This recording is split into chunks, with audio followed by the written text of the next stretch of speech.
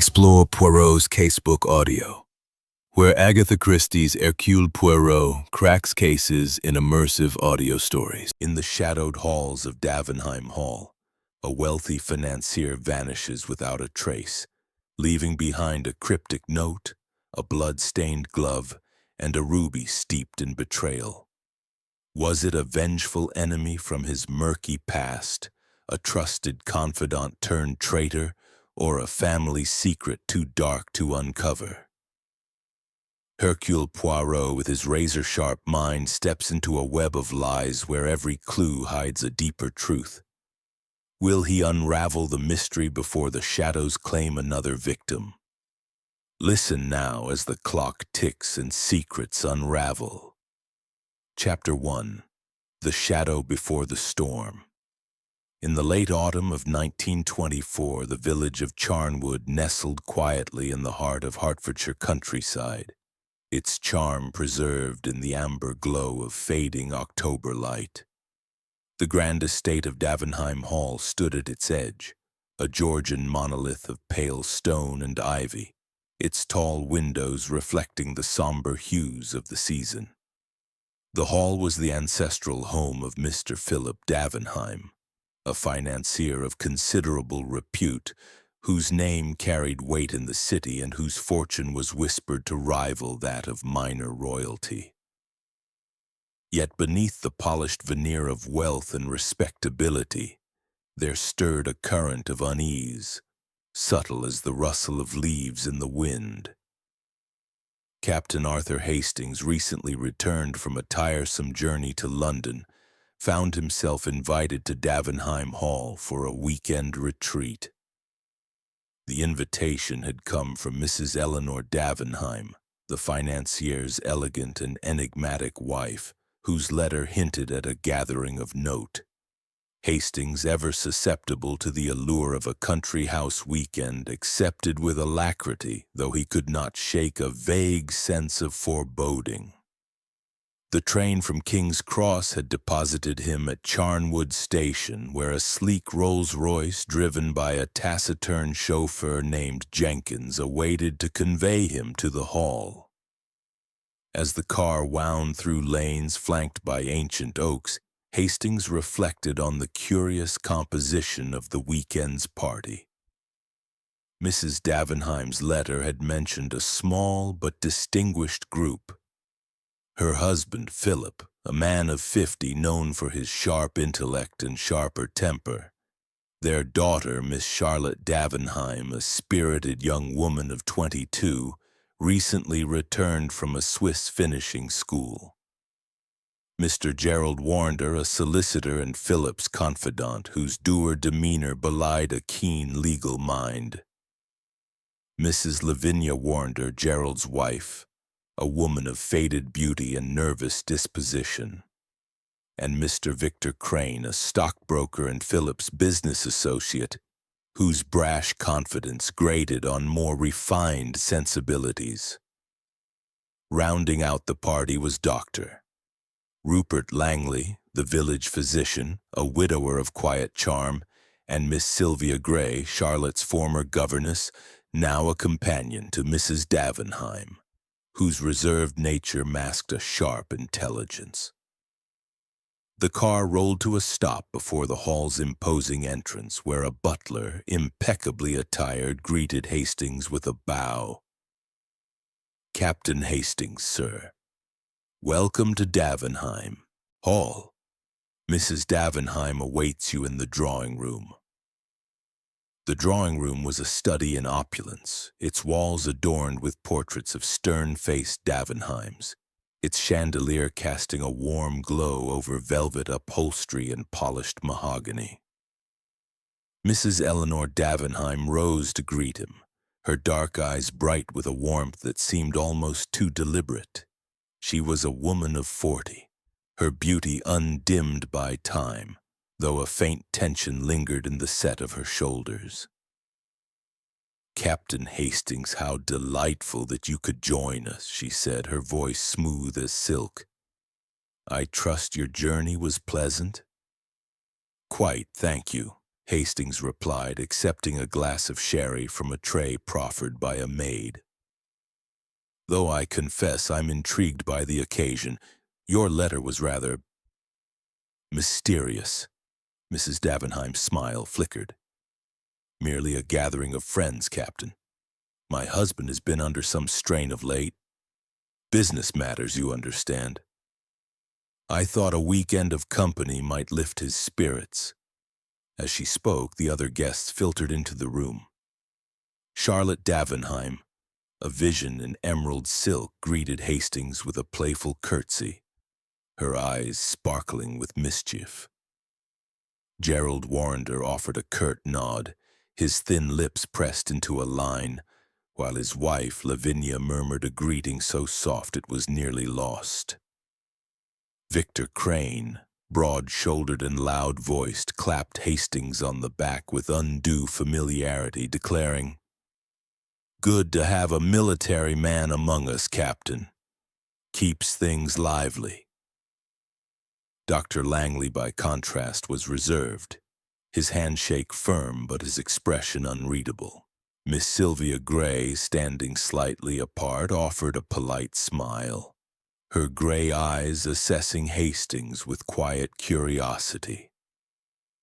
Dinner was announced at precisely 7 o'clock, and the party proceeded to the dining room, where a long table gleamed with silver and crystal.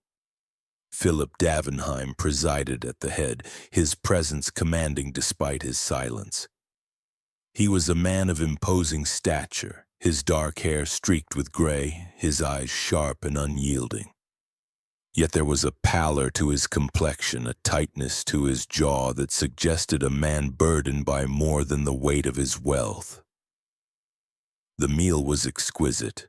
Roast pheasant, glazed vegetables, and a claret of remarkable vintage, but the conversation was strained.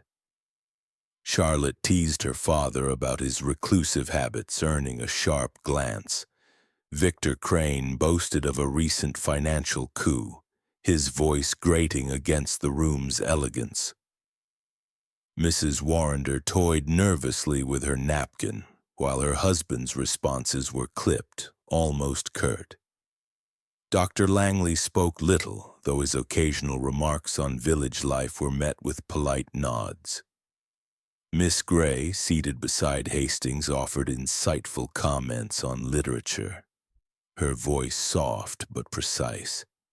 As dessert was served, a delicate lemon souffle, Philip Davenheim rose abruptly, his chair scraping against the polished floor. "Excuse me," he said, his voice low but firm. "I have some matters to attend to in my study. I shall rejoin you shortly." Mrs. Davenheim's smile tightened. "Of course, my dear. Don't be long." The party continued, but a shadow had fallen. Hastings, sensitive to such shifts, noted the glances exchanged between the guests. Charlotte's frown, Crane's smirk, Mrs. Warrender's anxious fidgeting. An hour passed, then 2, and Philip Davenheim did not return. At 10 o'clock, Mrs. Davenheim excused herself to check on her husband, only to return moments later, her face pale. "Philip is not in his study," she said, her voice trembling. "Nor is he anywhere in the house. I've had Jenkins and the staff search the grounds. He's gone." A murmur rippled through the room. Gerald Warrender stood, his legal instincts taking over. "We must organize a proper search. He may have taken a walk or something has happened," Charlotte interrupted, her voice sharp. "Father would never leave without a word, never." Dr. Langley rose, his calm demeanor a contrast to the rising tension. "I'll assist in the search. Captain Hastings, will you join us?" Hastings nodded, his mind racing. As the men prepared to comb the estate, he could not shake the feeling that this was no mere disappearance. The air in Davenheim Hall was thick with secrets, and something told him that Philip Davenheim's absence was the first thread in a tapestry of intrigue. The search yielded nothing. The grounds, shrouded in mist, revealed no trace of the financier. By midnight, the party reconvened in the drawing room, their faces drawn. Mrs. Davenheim, clutching a handkerchief, whispered, "What if he's been taken? Or worse?" Victor Crane scoffed. "Nonsense, Eleanor. Philip's probably off on some business errand. You know how he is." But Charlotte's eyes flashed. "Don't patronize us, Victor. Something's wrong." "I know it." Hastings, observing the interplay, felt a familiar stir of curiosity. This was no ordinary weekend, and the absence of Philip Davenheim was no ordinary event. He excused himself to the hall's small library, where he penned a brief telegram to his friend Hercule Poirot in London. "My dear Poirot," he wrote, "a most peculiar situation has arisen at Davenheim Hall. Mr. Philip Davenheim has vanished without trace. I fear foul play.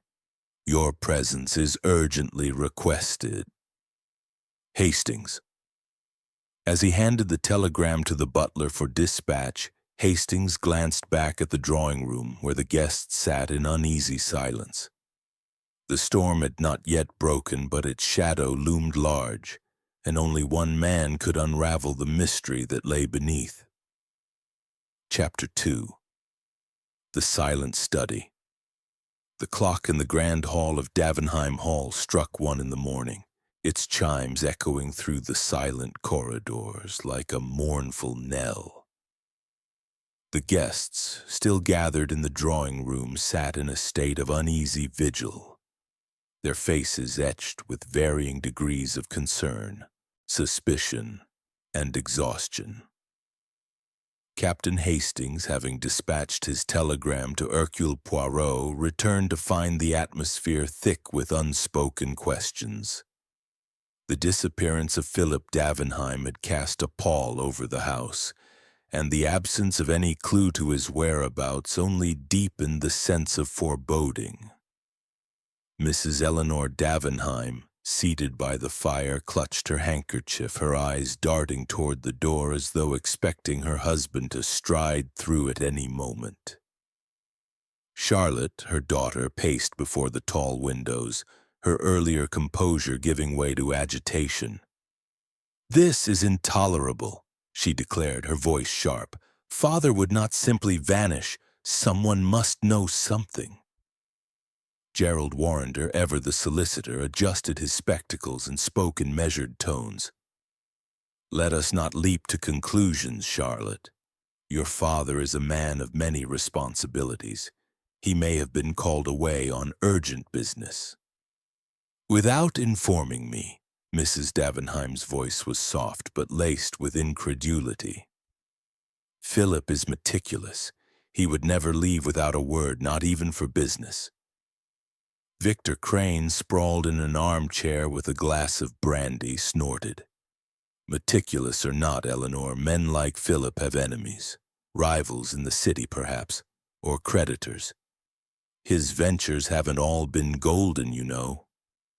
The remark drew a sharp glance from Charlotte. "How dare you, Victor? Father's affairs are none of your concern." "Enough!" Dr. Rupert Langley's calm voice cut through the rising tension. "Bickering will not find him. We must consider all possibilities calmly." Hastings, standing near the fireplace, observed the group with growing unease. Each guest seemed to guard a secret, their words carefully chosen, their glances guarded. Miss Sylvia Gray, seated quietly in a corner, had said little, but her eyes followed every exchange with an intensity that belied her reserved demeanor. Mrs. Lavinia Warrender, meanwhile, twisted her hands nervously, her gaze fixed on the floor as though it held answers the room could not provide. The butler, Mr. Grayson, entered with a deferential bow. "Madam, the staff have searched every room and outbuilding. There is no sign of Mr. Davenheim. Shall I summon the local constable?" Mrs. Davenheim hesitated, then nodded. "Yes, Grayson, please do. And ensure the study is locked. I don't want anything disturbed until we know more." Hastings seized the opportunity. "Mrs. Davenheim, might I examine the study? There may be some clue to Mr. Davenheim's intentions." She looked at him, her expression a mix of hope and apprehension. "Very well, Captain. Grayson will show you the way." The study was a sanctum of order, a reflection of Philip Davenheim's meticulous nature. A large mahogany desk dominated the room, its surface bare save for a blotter, an inkstand, and a single fountain pen perfectly aligned. Bookshelves lined the walls, filled with volumes on finance and history, their spines uncreased. A Persian rug lay beneath a leather armchair, and a tall window overlooked the darkened gardens. The air carried the faint scent of cigar smoke, a testament to Davenheim's presence earlier that evening. Hastings began his inspection, his military training lending him a methodical approach. The desk drawers yielded little, a few business letters, a ledger with neat columns of figures, and a photograph of Charlotte as a child, smiling beside her father. The blotter bore no fresh impressions, and the wastebasket was empty. Yet something caught Hastings's eye, a small brass key tucked beneath the blotter's edge, its presence almost too deliberate. "Curious," he murmured, pocketing the key for further examination. He turned to the window, noting its latch was secure with no signs of forced entry. The room felt untouched, yet the absence of disorder was itself unsettling, as though Davenheim had vanished into thin air. Grayson, hovering by the door, cleared his throat. "Sir, the constable has arrived. Shall I bring him here?" "Not yet," Hastings replied. "I'd like a moment longer. Tell me, Grayson, did Mr. Davenheim seem himself this evening?" The butler hesitated, his face impassive. "He was preoccupied, sir. More so than usual. He spent much of the afternoon in here alone and instructed me not to disturb him." "And did anyone enter the study after dinner?" "Not to my knowledge, sir. The staff were busy with the guests.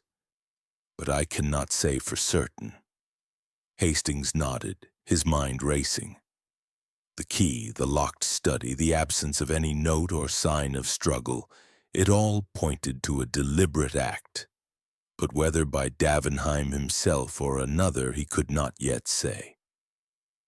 Returning to the drawing room, he found the constable, a stout man named Inspector Hargreaves, taking statements. Hargreaves was diligent but lacked imagination. His questions focused on the obvious. When Davenheim was last seen, who had spoken to him, what he had said. The guests' responses were consistent but guarded. Mrs. Davenheim recalled her husband's abrupt departure from dinner at 9 o'clock. Charlotte confirmed she had seen him enter the study shortly after. Crane claimed to have been in the billiard room with Warrender, a fact the solicitor corroborated. Mrs. Warrender said she had retired to her room with a headache, while Dr. Langley had been in the library reading. Miss Gray, ever observant, noted that she had remained in the drawing room conversing with Mrs. Davenheim.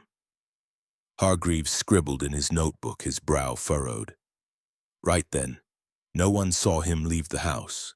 No signs of a struggle. We'll search again at first light, but it's possible he's simply wandered off." Charlotte's eyes flashed. "Wandered off? My father is not a child, Inspector." Hargreaves raised a placating hand. "No offense meant, Miss Davenheim. But we must consider all possibilities." As the constable departed to organize his men, Hastings felt a growing certainty that this was no simple disappearance. The key in his pocket seemed to burn, a silent promise of secrets yet to be uncovered. He retired to his room intending to rest, but sleep eluded him. Instead, he sat by the window, gazing at the moonlit gardens, his thoughts drifting to Poirot. If anyone could unravel this enigma, it was his friend, with his unerring logic and uncanny insight into the human heart. At dawn, a telegram arrived, its message brief but reassuring. Arriving Charnwood noon. Prepare for the little gray cells to work their magic. Poirot. Hastings smiled, a flicker of hope piercing the gloom. The stage was set, the players assembled, and the mystery of Philip Davenheim's disappearance was about to meet its match. Chapter 3. The arrival of Hercule Poirot. The morning sun cast a pale light over Davenheim Hall, its rays filtering through the mist that clung to the Hertfordshire countryside.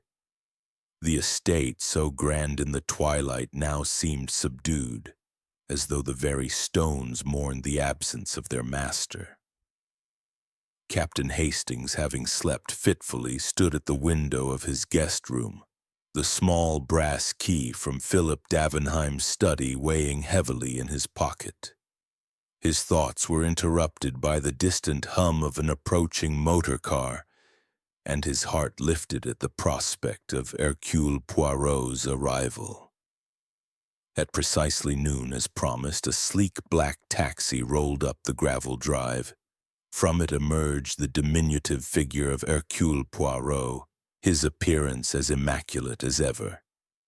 His patent leather shoes gleamed, his mustache was waxed to perfection, and his dark overcoat was buttoned against the autumn chill. He carried a small valise, and his sharp green eyes surveyed the hall with the keenness of a hawk. Hastings hurried to greet him, relief washing over him as he clasped his friend's hand. "Poirot, my dear fellow, you're a sight for sore eyes," Hastings exclaimed. "This business is queerer than I can make out." Poirot's eyes twinkled with amusement. "Mon cher Hastings, always you leap to the drama. But fear not. The little gray cells are primed and ready. Tell me, what is this queer business that has so unsettled the good captain?" As they walked toward the hall, Hastings recounted the events of the previous evening. Philip Davenheim's sudden departure from dinner, his disappearance from the locked study, the fruitless search of the grounds, and the curious discovery of the brass key.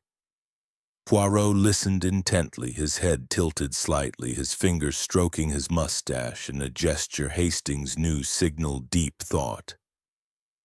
"Most intriguing," Poirot murmured as they entered the hall. "A man of wealth and precision vanished without trace, and no sign of violence. This is no ordinary affair, Hastings. It is a puzzle that demands order and method." Mrs. Eleanor Davenheim greeted them in the drawing-room, her composure fraying at the edges. She extended a trembling hand to Poirot. "Monsieur Poirot, I am so grateful you've come. My husband. We are at a loss. The police are searching, but they seem to think he simply wandered off." Poirot bowed, his manner courtly. "Madame, Hercule Poirot is at your service. Rest assured I shall leave no stone unturned. But first I must see the place where Monsieur Davenheim was last seen. The study, oui?"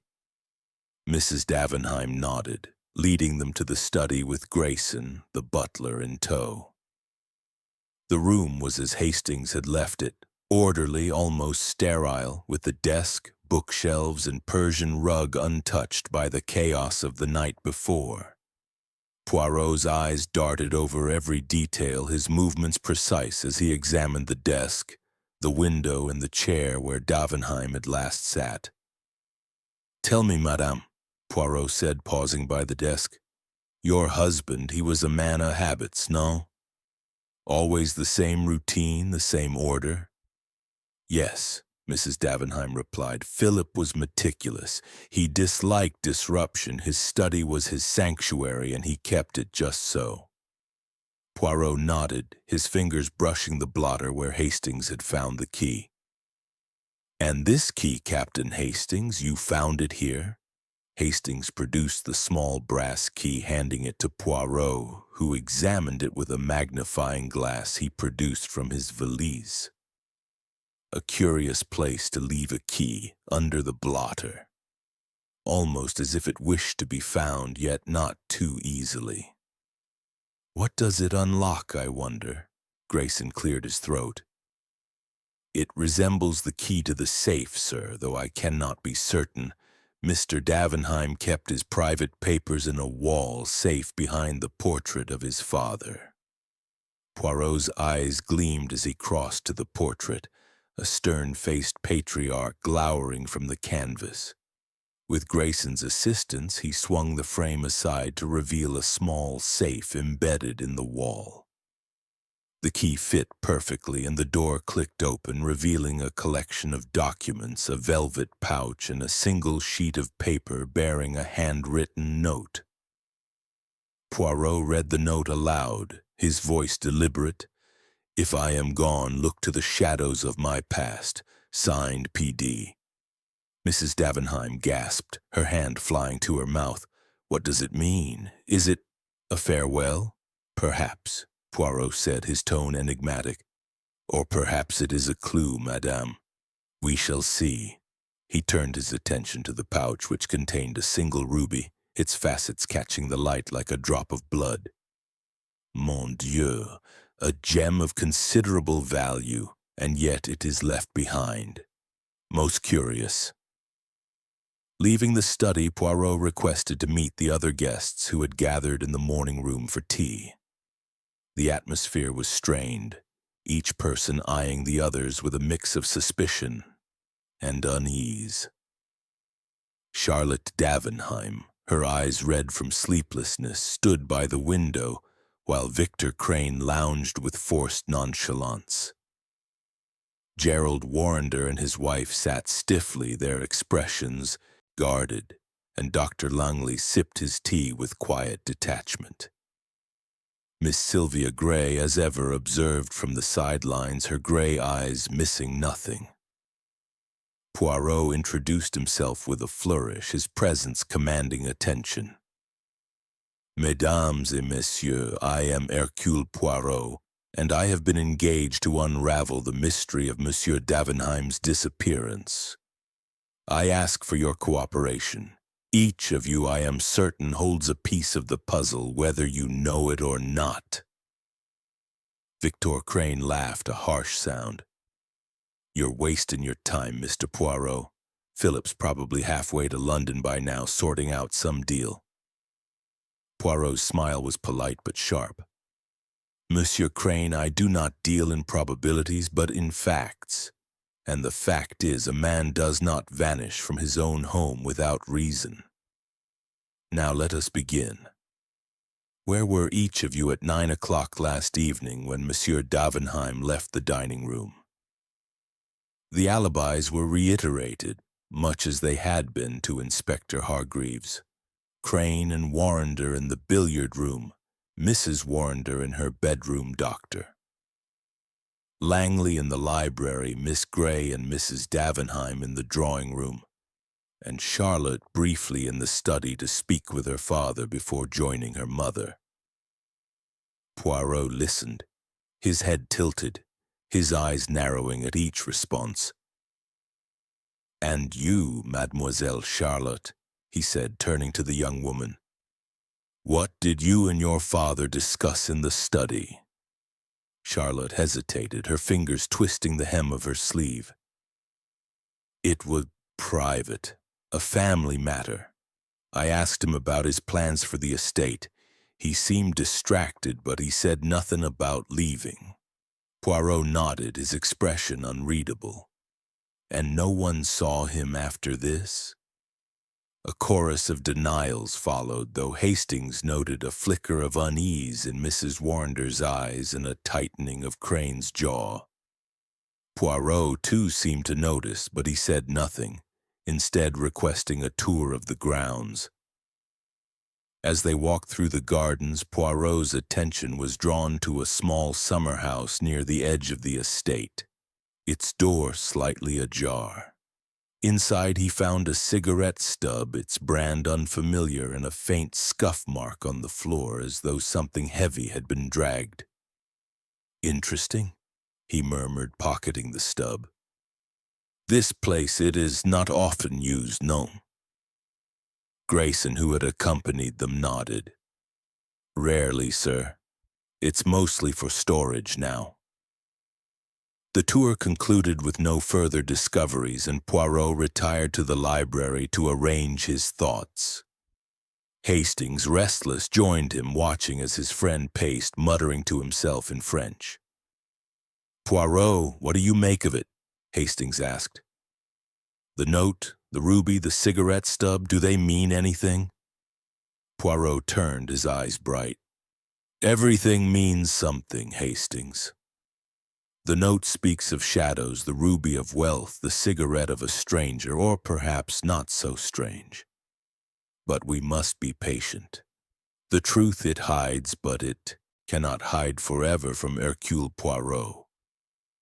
As the afternoon waned, Hastings felt a growing certainty that Poirot was already piecing together the puzzle. The little Belgian's mind was at work, and the mystery of Philip Davenheim's disappearance was beginning to unravel, one subtle clue at a time. Chapter 4. The questions begin. The afternoon light filtered through the tall windows of Davenheim Hall, casting long shadows across the polished floors. Hercule Poirot, having completed his initial survey of the grounds, now turned his formidable attention to the human element of the mystery.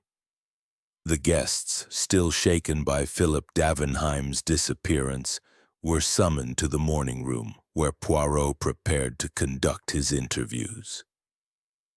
Captain Hastings, seated in a corner with a notebook, observed his friend with a mixture of admiration and anticipation. Poirot's method, he knew, was as precise as a surgeon's scalpel, cutting through deception to reveal the truth beneath.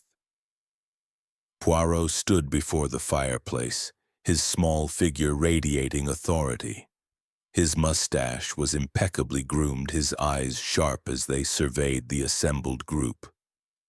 Mrs. Eleanor Davenheim, pale but composed, Charlotte, her expression a blend of defiance and worry, Gerald Warrender, his solicitor's calm barely masking unease, Lavinia Warrender fidgeting with her bracelet, Victor Crane lounging with forced nonchalance, Dr. Rupert Langley reserved yet alert, and Miss Sylvia Gray, whose quiet presence seemed to absorb every word.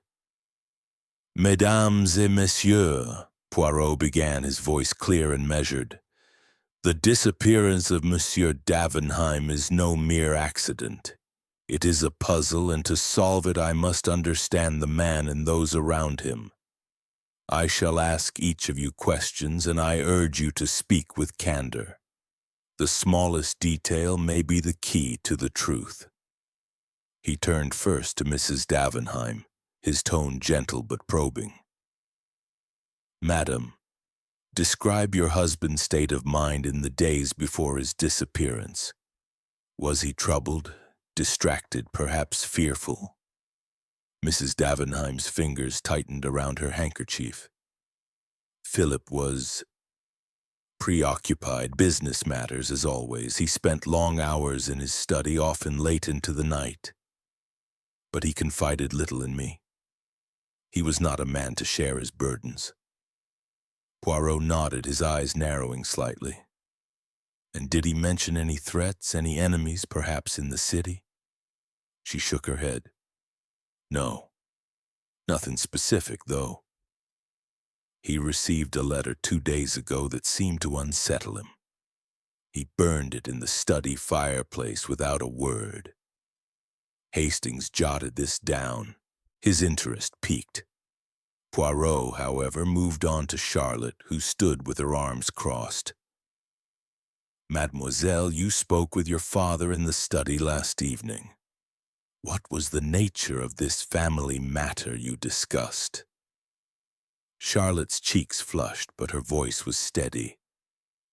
I asked about his plans for the estate's future. I wanted to know if he intended to sell any part of it. He was vague, said it was not the time to discuss such things. He seemed agitated, but I thought it was just his usual temper. Poirot's gaze lingered on her, as though weighing her words against some unseen scale. And you left him at what time precisely? 10 minutes past 9, she replied promptly. I checked the clock as I left. Next, Poirot turned to Victor Crane, whose brash demeanor had not softened. Monsieur Crane, you are a business associate of Monsieur Davenheim. Were there tensions in your dealings? Perhaps a disagreement over money? Crane's laugh was harsh. Tensions? That's business, Mr. Poirot. Philip and I had our spats, sure, but nothing out of the ordinary. He was a hard man, drove a hard bargain. Last I saw him was at dinner and he was fine. Grumpy but fine. Poirot's smile was polite but cool.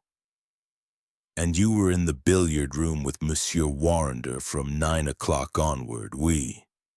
Exactly, Crane said, glancing at Warrender, who nodded stiffly. We played a few frames, had a drink. Didn't see Philip after he left the table. Gerald Warrender confirmed the alibi, his voice clipped. We were together until 10:30 when I retired to my room. Lavinia was already asleep. Mrs. Warrender, startled by the mention of her name, stammered, Yes, I had a headache and went to bed early around 9:15. Poirot's eyes flicked to her, noting the nervous twist of her bracelet. And you heard nothing? Saw nothing, madame? No, nothing, she whispered, her eyes darting to her husband. Dr. Langley was next, his responses calm and precise. I was in the library reading from 8:30 until nearly 11. The house was quiet, though I heard footsteps in the hall around 9:30. I assumed it was one of the staff. Miss Sylvia Gray, questioned last, spoke with quiet clarity. I remained in the drawing room with Mrs. Davenheim after dinner. We discussed a novel, Jane Austen, I believe, until she went to check on Mr. Davenheim at 10. I stayed until the alarm was raised. Poirot thanked them, his expression inscrutable, and dismissed the group, asking only that they remain available. As the guests dispersed, he beckoned Hastings to the study where he resumed his examination with renewed focus.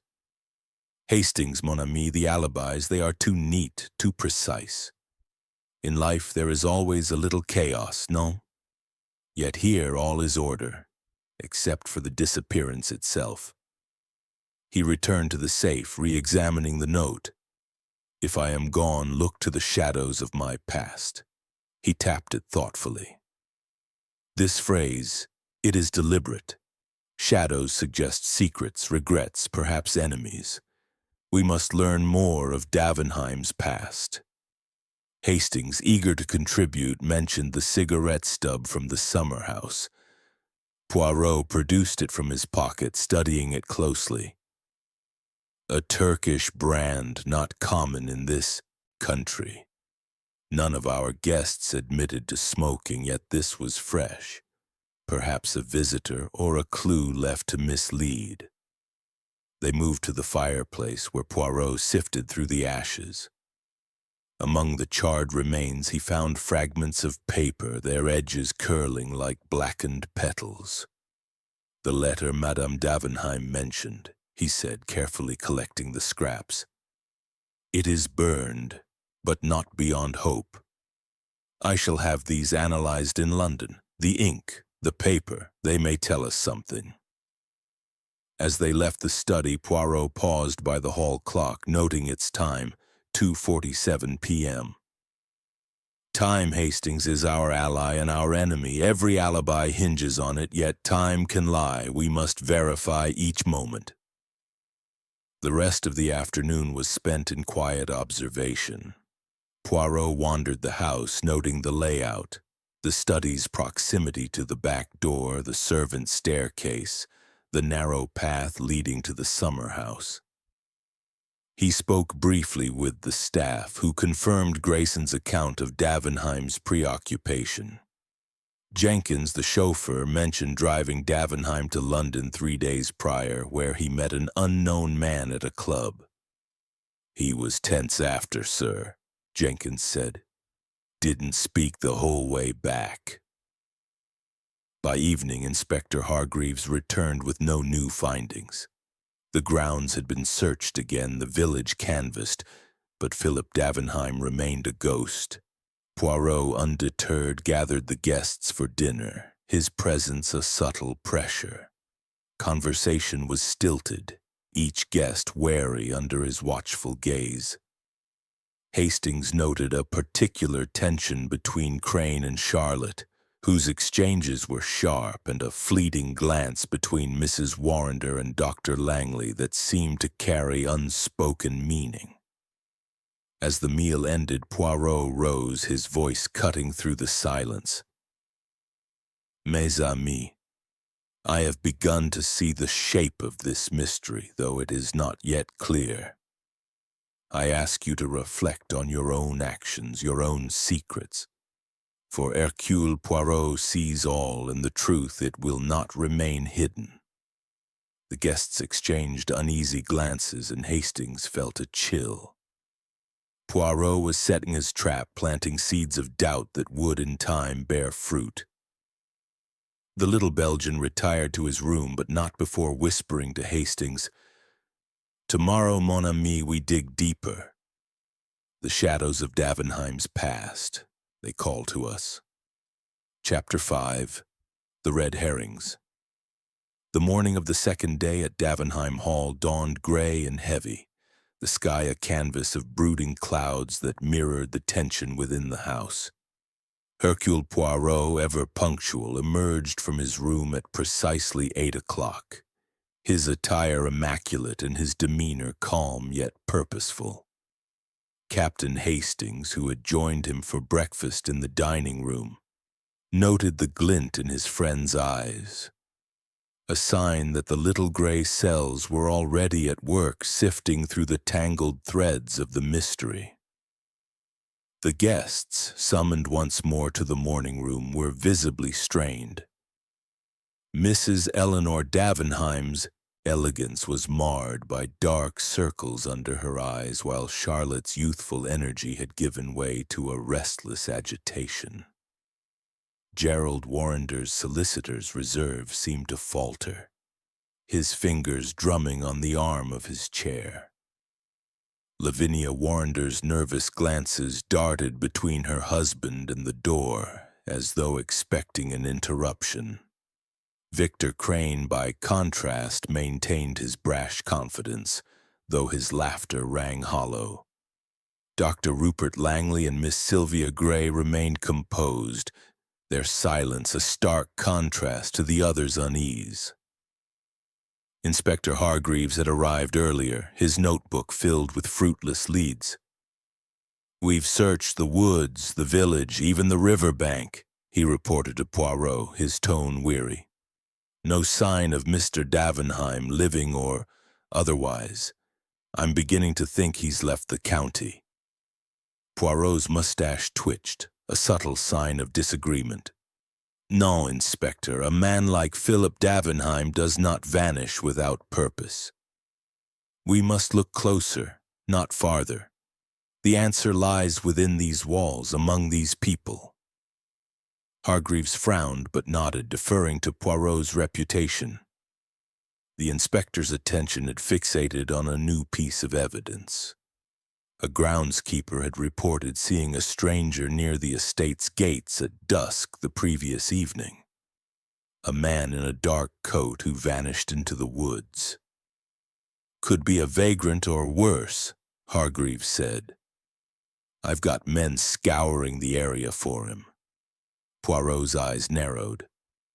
A stranger, you say? Most convenient. And yet I suspect this figure is a distraction, a red herring, as you English say.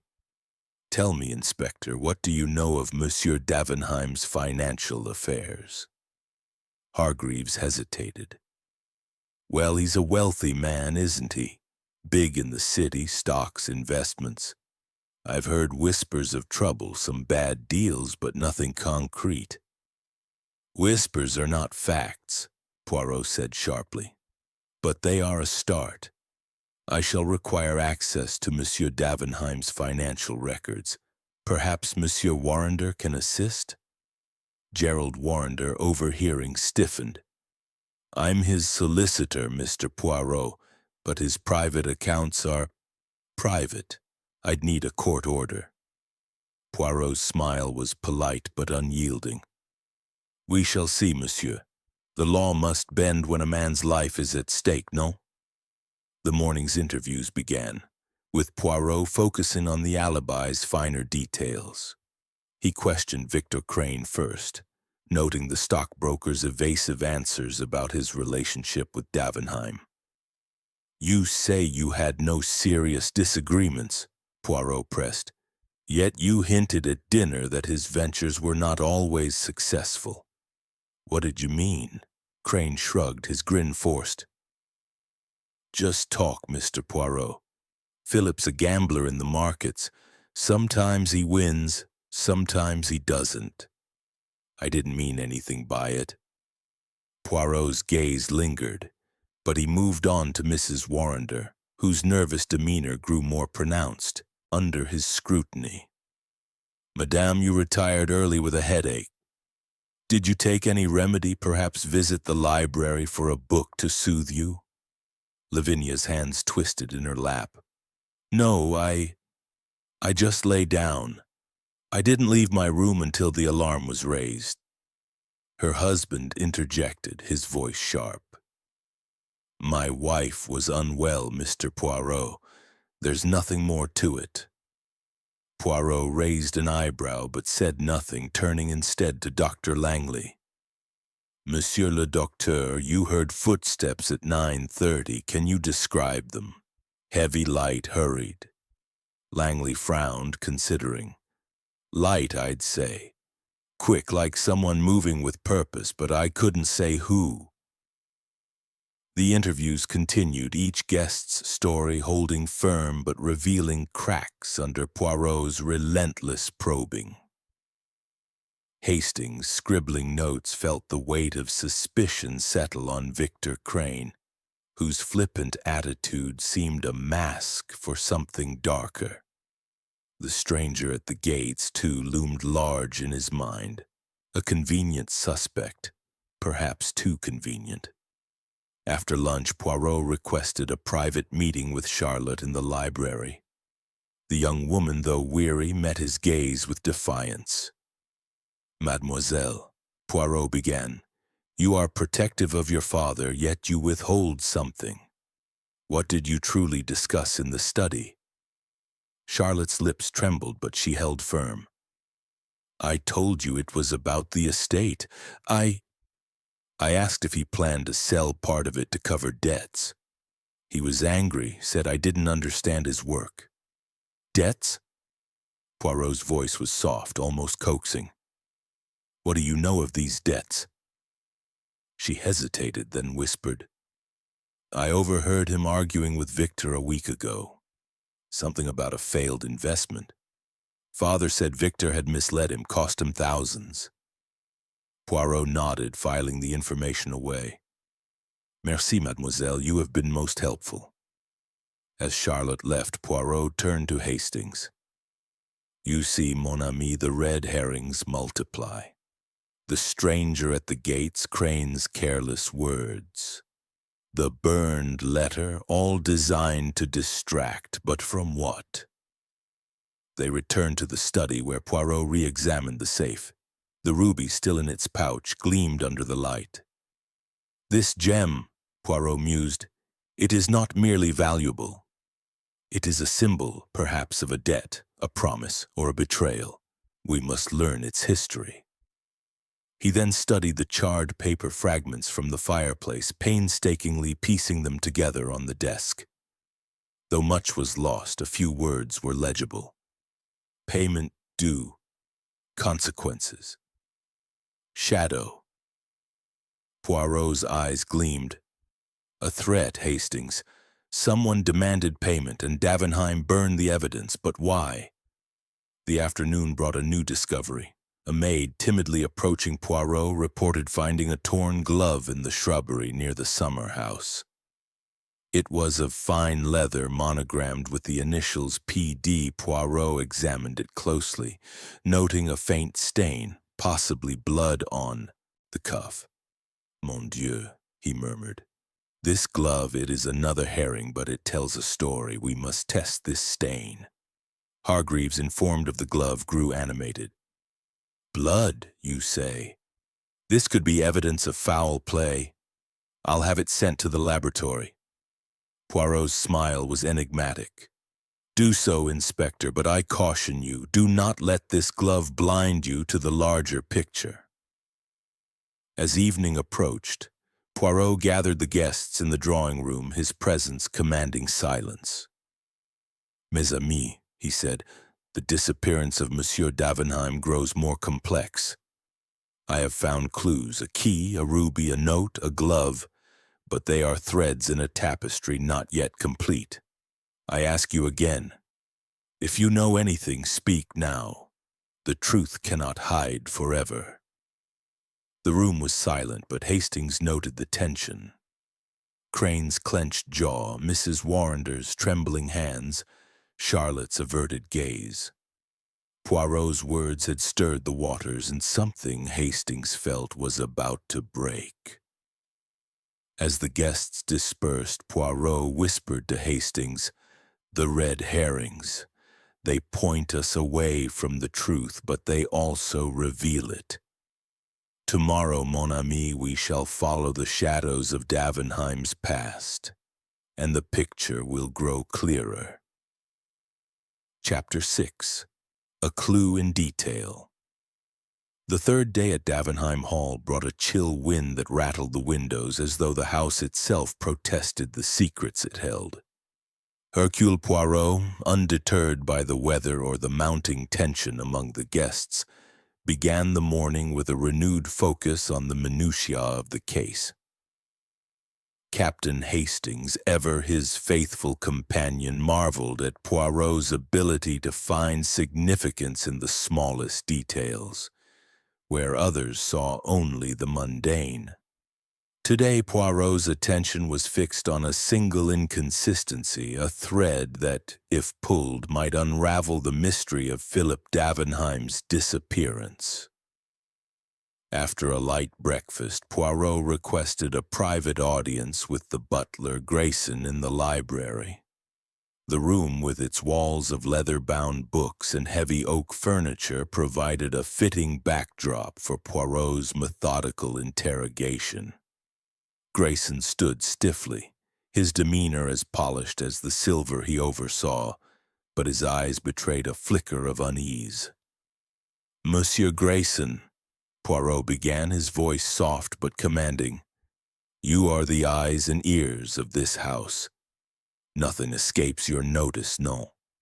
Tell me, what did you observe of Monsieur Davenheim's behavior in the hours before he vanished?" Grayson hesitated, choosing his words with care. "Mr. Davenheim was unusually reserved, sir. He spent most of the afternoon in his study, as I told Captain Hastings. He received no visitors, but he made a telephone call at 4 o'clock. I couldn't hear the conversation, but his tone was sharp, almost angry." Poirot's eyes gleamed. "A telephone call, you say? To whom?" "I don't know, sir," Grayson replied. "The exchange was handled by the operator, and Mr. Davenheim was particular about privacy. He closed the study door." Poirot nodded, stroking his mustache. "And the study itself, when you last saw it before dinner, was anything out of place?" Grayson frowned, recalling. Nothing significant, sir. The desk was tidy, as always, but there was a glass of whiskey on the side table, half finished. Mr. Davenheim rarely drank before dinner. I thought it odd. Odd indeed, Poirot murmured. Merci, Monsieur Grayson. You may go. As the butler departed, Poirot turned to Hastings, his expression alight with purpose. The whiskey glass, Hastings.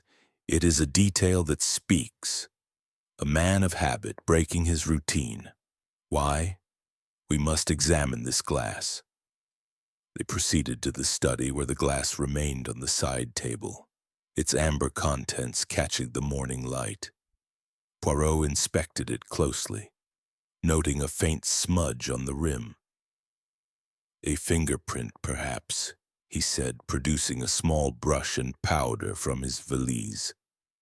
With delicate precision, he dusted the glass, revealing a clear print. This we shall compare. But there is something else. He tilted the glass, sniffing its contents. Mon Dieu, this is not merely whiskey. There is a trace of something bitter. A sedative, perhaps? We must have this analyzed. Hastings, catching Poirot's excitement, ventured, Do you think Davenheim was drugged? Poirot's smile was enigmatic. It is possible, mon ami. But by whom and why? The glass, the key, the ruby, they are pieces of a mosaic. We must find the pattern. Their next stop was the summer house, where the cigarette stub and scuff mark had been found. Poirot knelt by the floor, his magnifying glass hovering over the mark. This is no ordinary scuff, he said. It is deep, deliberate, as though something or someone was dragged. And the cigarette? Turkish, rare in these parts. Who smokes such a brand? Hastings recalled the guests' statements. None of them admitted to smoking, Poirot. Could it be the stranger Hargreaves mentioned? Perhaps, Poirot said, rising. But I suspect this stranger is a phantom, designed to mislead. The true clue lies in the timing. The scuff, the cigarette, they suggest a moment of action just after Davenheim's disappearance. Returning to the house, Poirot requested a meeting with Miss Sylvia Gray, whose quiet intelligence had intrigued him. They met in the conservatory, its glass walls filled with the scent of hothouse flowers. Miss Gray sat composed, her gray eyes meeting Poirot's with calm curiosity. Mademoiselle, Poirot began, you are observant, a quality I admire. You were in the drawing-room with Madame Davenheim until 10 o'clock. Did you notice anything unusual, perhaps a sound, a movement? Miss Gray considered, her voice steady. The house was quiet, Monsieur Poirot, but around 9:30 I heard a faint creak like a door opening. I thought it was the staff, but it came from the direction of the study. Poirot leaned forward. And you did not investigate? No, she replied. It was not my place. But I did notice Mr. Crane leave the drawing-room briefly around that time. He said he was fetching a cigar, but he returned without one. Poirot's eyes narrowed. Most interesting, and Madame Davenheim, how did she seem? Nervous, Miss Gray said frankly. She kept glancing at the clock as though expecting something. When she went to check on her husband, she seemed almost afraid. Poirot thanked her, his mind clearly racing. As they left the conservatory, he whispered to Hastings, The creak, the glass, Crane's absence, these are not coincidences. They are threads, weaving a story we must unravel. The afternoon brought a report from Inspector Hargreaves. The glove's stain was confirmed as blood, though its source was not yet identified. The news sent a ripple of fear through the guests, with Charlotte declaring, This proves something terrible has happened to Father. Victor Crane, however, scoffed, suggesting Davenheim might have cut himself shaving and discarded the glove. Poirot, unimpressed by Crane's flippancy, requested access to the telephone records. The operator, contacted via Hargreaves, confirmed a call from Davenheim Hall at 4 p.m. the previous day, placed to a London number registered to a private club, the Athenaeum. The same club Jenkins mentioned, Hastings noted. Davenheim met someone there 3 days ago. Précisément, Poirot said. We must learn who this person was, and we must speak again with Monsieur Crane. His cigar story, it does not hold water. Confronted in the billiard room, Crane was defiant. I told you I went for a cigar and changed my mind. What's the crime in that? Poirot's smile was cold. The crime, monsieur, is in the lie. Miss Gray saw you leave and you returned empty-handed. Where did you go at 9:30? Crane's jaw tightened, but he held Poirot's gaze. I stepped outside for some air. The house was stifling, that's all. Alone? Poirot pressed. Yes, alone, Crane snapped, turning away. As they left the billiard room, Poirot murmured to Hastings, He lies, but not entirely. He was outside, perhaps, but not for air. The summer house, the scuff mark, Crane is connected, but how? By evening, Poirot had arranged for the whiskey glass and burned paper fragments to be sent to a London laboratory for analysis. He also requested a list of Davenheim's recent business contacts from Warrender, who reluctantly agreed to provide it. The guests, sensing Poirot's relentless pursuit, grew more guarded, their interactions laced with suspicion. As dinner concluded, Poirot addressed the group, his voice calm but piercing. Mes amis, a single detail can change everything. A glass, a creak, a lie. These are the keys to Monsieur Davenheim's fate. I urge you, if you know more, to speak before it is too late. The room fell silent, the weight of his words hanging heavy. Hastings, watching the faces around the table, saw fear in Mrs. Warrender's eyes, defiance in Crane's, and a flicker of something unreadable in Miss Gray's. The clue in the whiskey glass, the creak of a door, the shadow of a lie. Poirot was closing in, and the truth Hastings sensed was nearer than ever. Chapter 7. More Lies Surface. The fourth day at Davenheim Hall dawned with a drizzle that cloaked the estate in a mournful veil, the gray skies mirroring the growing unease among its occupants. Hercule Poirot, undeterred by the weather, moved with the precision of a chess master, each step calculated to expose the hidden truths lurking beneath the polished surface of the household. Captain Hastings, ever at his side, felt the tension mounting as though the house itself held its breath, awaiting the inevitable revelation. Poirot began the morning by reviewing the latest findings.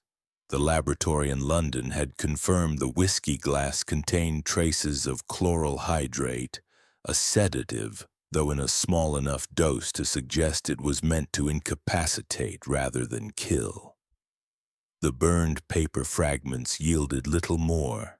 The words payment and shadow were clear, but the context remained elusive. The blood on the glove, however, was identified as human, though its source was still unknown. These clues, Poirot declared to Hastings, were the threads of a tapestry, mon ami, but the pattern is not yet complete. Determined to probe deeper, Poirot requested a private meeting with Gerald Warrender in the library. The solicitor, his face drawn and his spectacles glinting in the dim light, sat stiffly, his hands folded as though guarding a secret. Monsieur Warrender, Poirot began, his voice smooth but insistent. You are Monsieur Davenheim's trusted confidant. His financial affairs, they are known to you. Tell me, what troubles plagued him in recent weeks? Warrender's lips tightened. Philip's affairs are complex, Mr. Poirot. He was a financier, not a saint. There were challenges. A recent investment in South American mines went sour, costing him a significant sum. But he was managing. Managing, you say? Poirot's eyes narrowed. Yet Mademoiselle Charlotte spoke of debts, and Monsieur Crane hinted at failed ventures. Were these losses more serious than you admit? Warrender shifted uncomfortably. There were pressures, yes. A creditor in London, a man named Mortimer Black, was particularly insistent. Philip mentioned a demand for repayment last week, but he assured me it was under control. Poirot leaned forward, his gaze piercing. This Mortimer Black, did he correspond with Monsieur Davenheim? Perhaps a letter now burned in the study fireplace. Warrender paled. I don't know. Philip didn't share everything. He was private, even with me. Private, Poirot repeated softly. Or secretive. Merci, monsieur. You have given me much to consider. As Warrender left, Poirot turned to Hastings. The name Mortimer Black. It is a shadow from Davenheim's past, I think. We must learn more of this man. Their next interview was with Mrs. Lavinia Warrender, whose nervous demeanor had only worsened. In the conservatory, surrounded by the scent of damp earth and roses, she sat twisting her bracelet, her eyes avoiding Poirot's. Madame, Poirot said gently, you are troubled, and not only by Monsieur Davenheim's disappearance. What weighs on you? Speak, and perhaps the burden will lighten. Lavinia's hands trembled, and her voice was barely a whisper. I heard something that night. After I went to my room around 9:20, I heard voices outside my window. Men's voices, low and angry.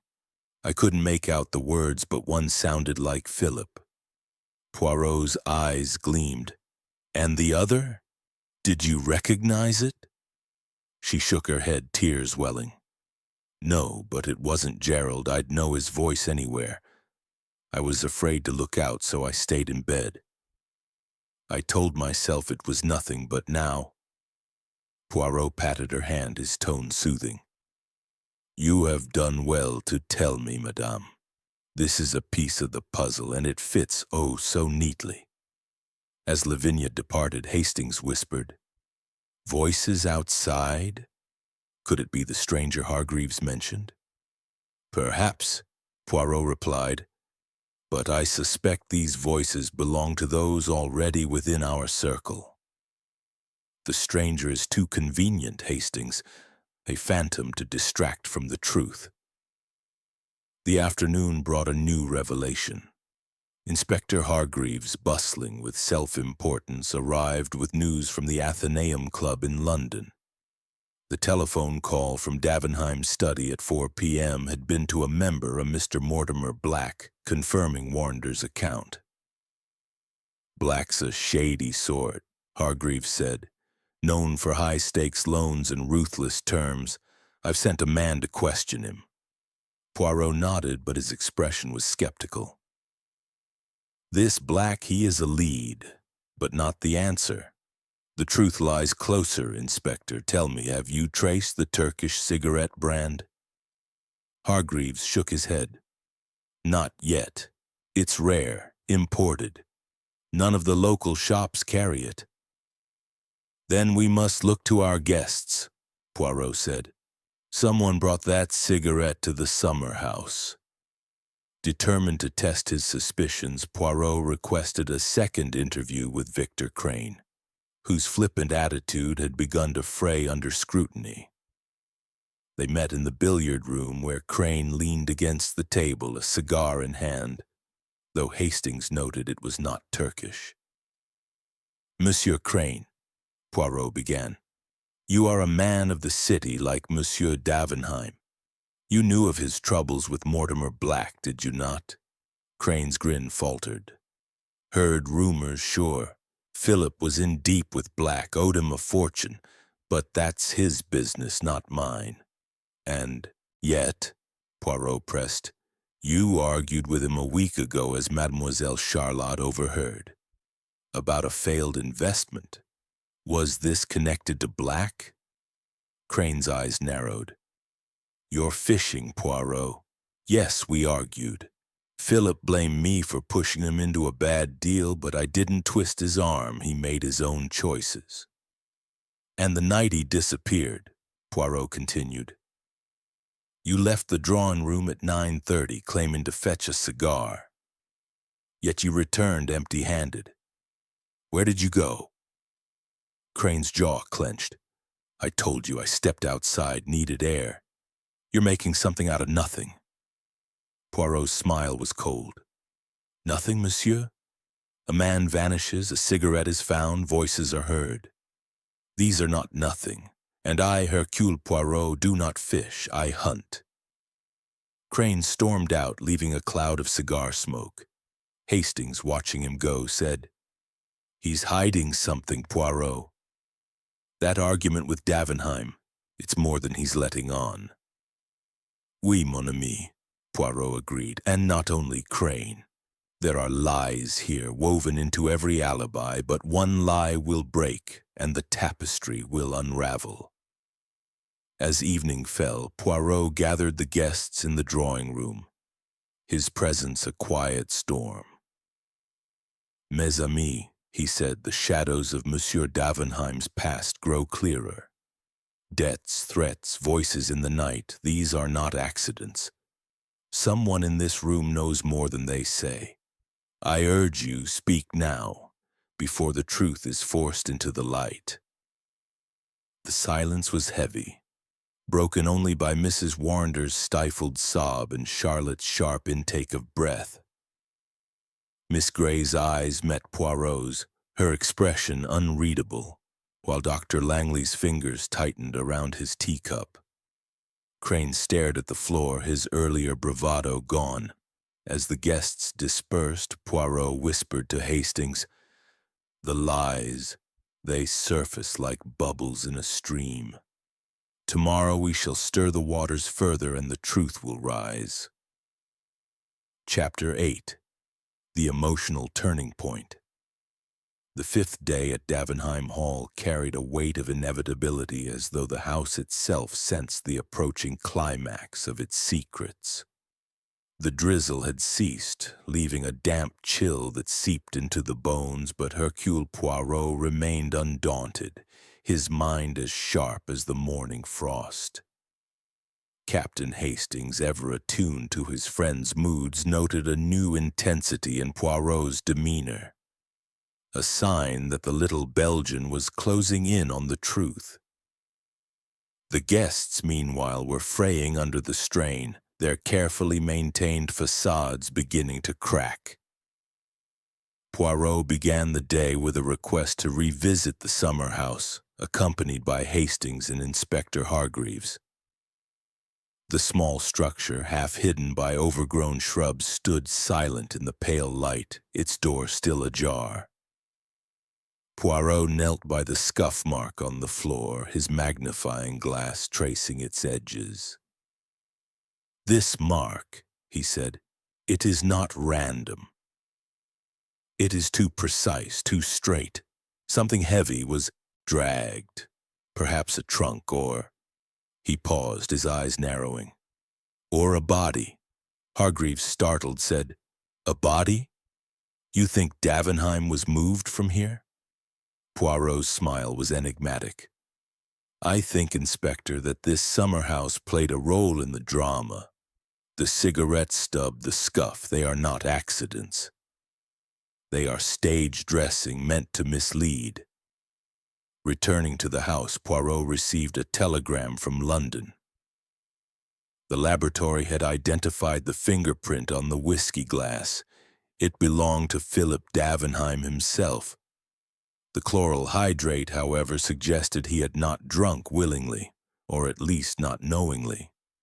Someone drugged him, Hastings said, his voice low. But who had access to his glass? Précisément, Poirot replied.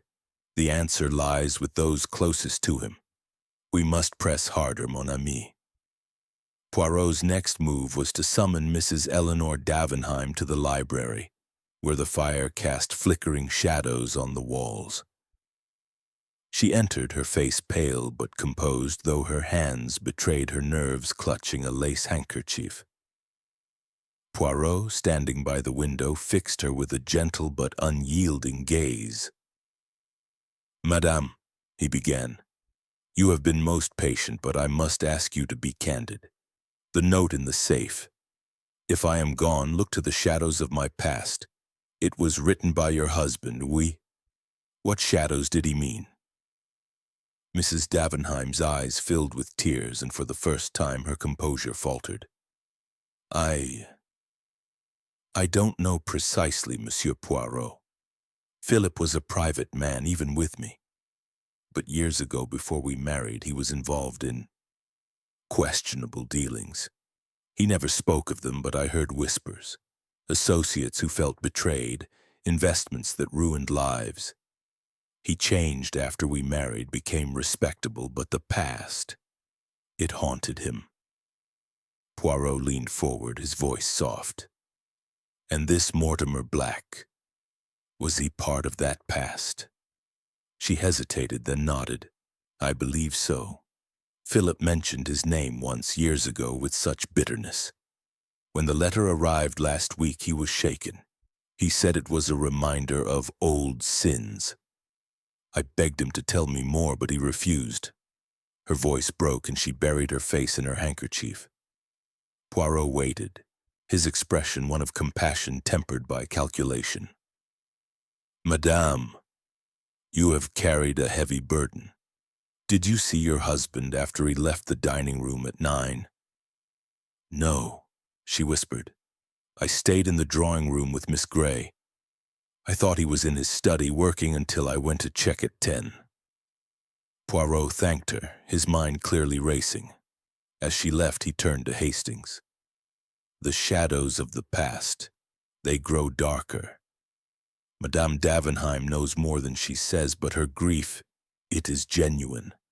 We must look elsewhere for the breaking point. That afternoon, Poirot sought out Charlotte, finding her in the conservatory, staring at the rain-streaked glass.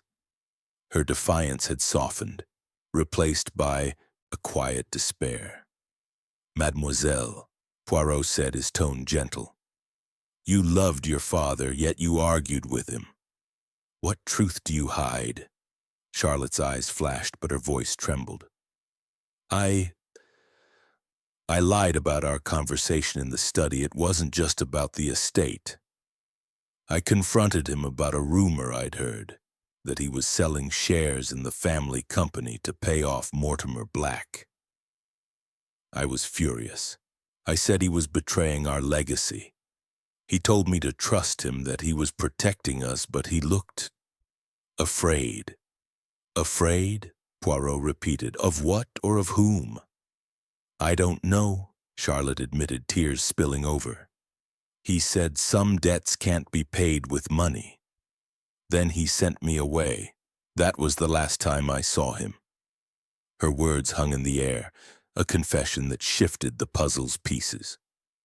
Poirot patted her arm, his voice soothing. You have been brave, mademoiselle. This truth, it is a step toward justice. As Charlotte left, Poirot murmured to Hastings, The daughter breaks and the picture clears. Davenheim feared something or someone. The sedative, the voices, the glove, all point to a plan, not a chance. The evening brought a confrontation. Poirot, sensing the need to shake the guests further, requested a private word with Dr. Rupert Langley in the study. The physician, calm and composed, sat across from Poirot, his hands folded in his lap. Monsieur le Docteur, Poirot said, You are a man of science, precise in your observations. You heard footsteps at 9:30, light and quick. But there is more, I think. You have access to medicines, perhaps chloral hydrate. Langley's eyes widened, but he remained steady. Are you accusing me, Mr. Poirot? Yes, I have access to sedatives, but I did not drug Philip. I was in the library, as I said. Poirot's smile was disarming. I accuse no one, yet. But you knew Monsieur Davenheim well. Did he ever speak of his past, of enemies like Mortimer Black? Langley hesitated, then sighed. Once, years ago, he mentioned a man who had threatened him over a failed deal. I assumed it was Black. Philip said he'd made enemies in his youth, but he was trying to atone. He was generous to the village, you know. Funded the clinic, helped families in need. Poirot nodded, filing the information away. And the night he disappeared, did you see anyone near the study? Langley shook his head. But I did notice Mrs. Warrender in the hall earlier that evening around 9. She seemed agitated, as though looking for someone. Poirot thanked him, his mind clearly turning over this new detail. As Langley left, Hastings said, Mrs. Warrender again? She's hiding something, Poirot. And Langley, do you think he's involved? Perhaps, Poirot replied. But it is Mrs. Warrender who intrigues me now. Her nerves, her silences, they betray a secret. As night fell, Poirot gathered the guests in the drawing room, his presence a quiet command. Mes amis, he said, the truth begins to emerge like a flower from the earth. Monsieur Davenheim was a man haunted by his past, by debts and enemies. Someone in this room knows more than they have said. I ask you for the last time to speak before I must force the truth into the light. Mrs. Warrender's hands shook and she rose abruptly, fleeing the room. The others exchanged uneasy glances and Hastings felt a surge of anticipation.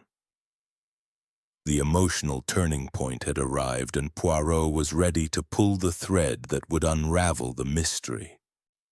Chapter 9. The Trap. The 6th day at Davenheim Hall unfolded under a sky heavy with the threat of rain, the air thick with the unspoken tensions that had simmered since Philip Davenheim's disappearance. Hercule Poirot, ever the master of timing, sensed that the moment had come to tighten the net around the truth. His interviews, observations, and subtle provocations had stirred the waters, and now he prepared to set a trap that would force the guilty to reveal themselves. Captain Hastings, watching his friend's methodical preparations, felt a thrill of anticipation, knowing that Poirot's genius was about to shine. The morning began with a startling development. Inspector Hargreaves arrived with news from London.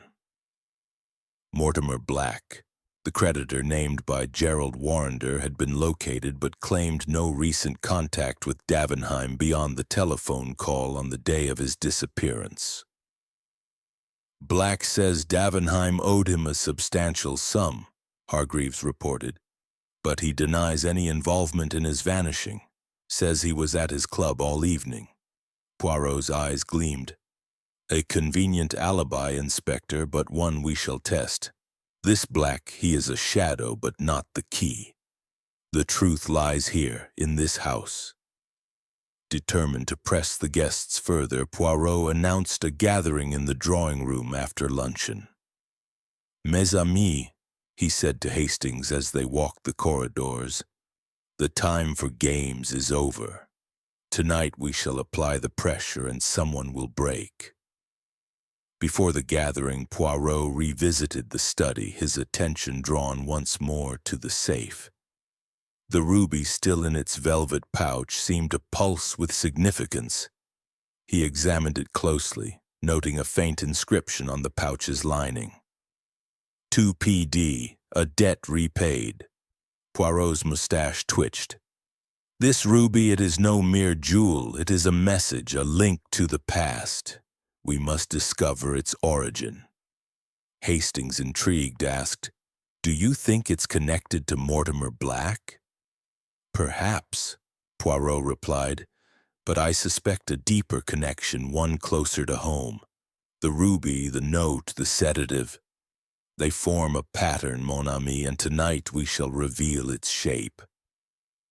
At 2 o'clock, the guests assembled in the drawing room, their faces a mix of apprehension and defiance. Mrs. Eleanor Davenheim sat rigidly, her eyes fixed on Poirot.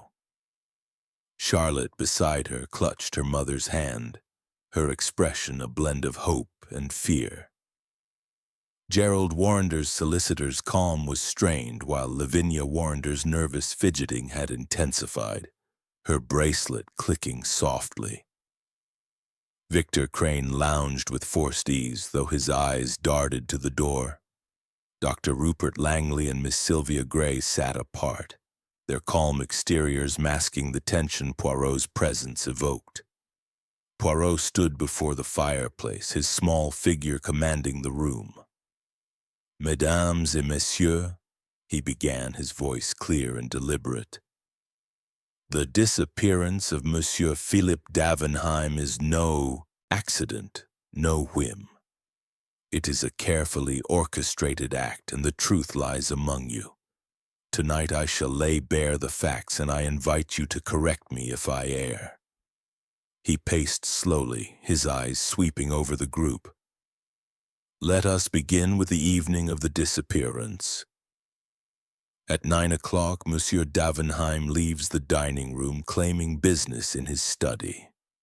Mademoiselle Charlotte speaks with him at 10 minutes past 9, a conversation about debts and the estate. She leaves him, and he is not seen again.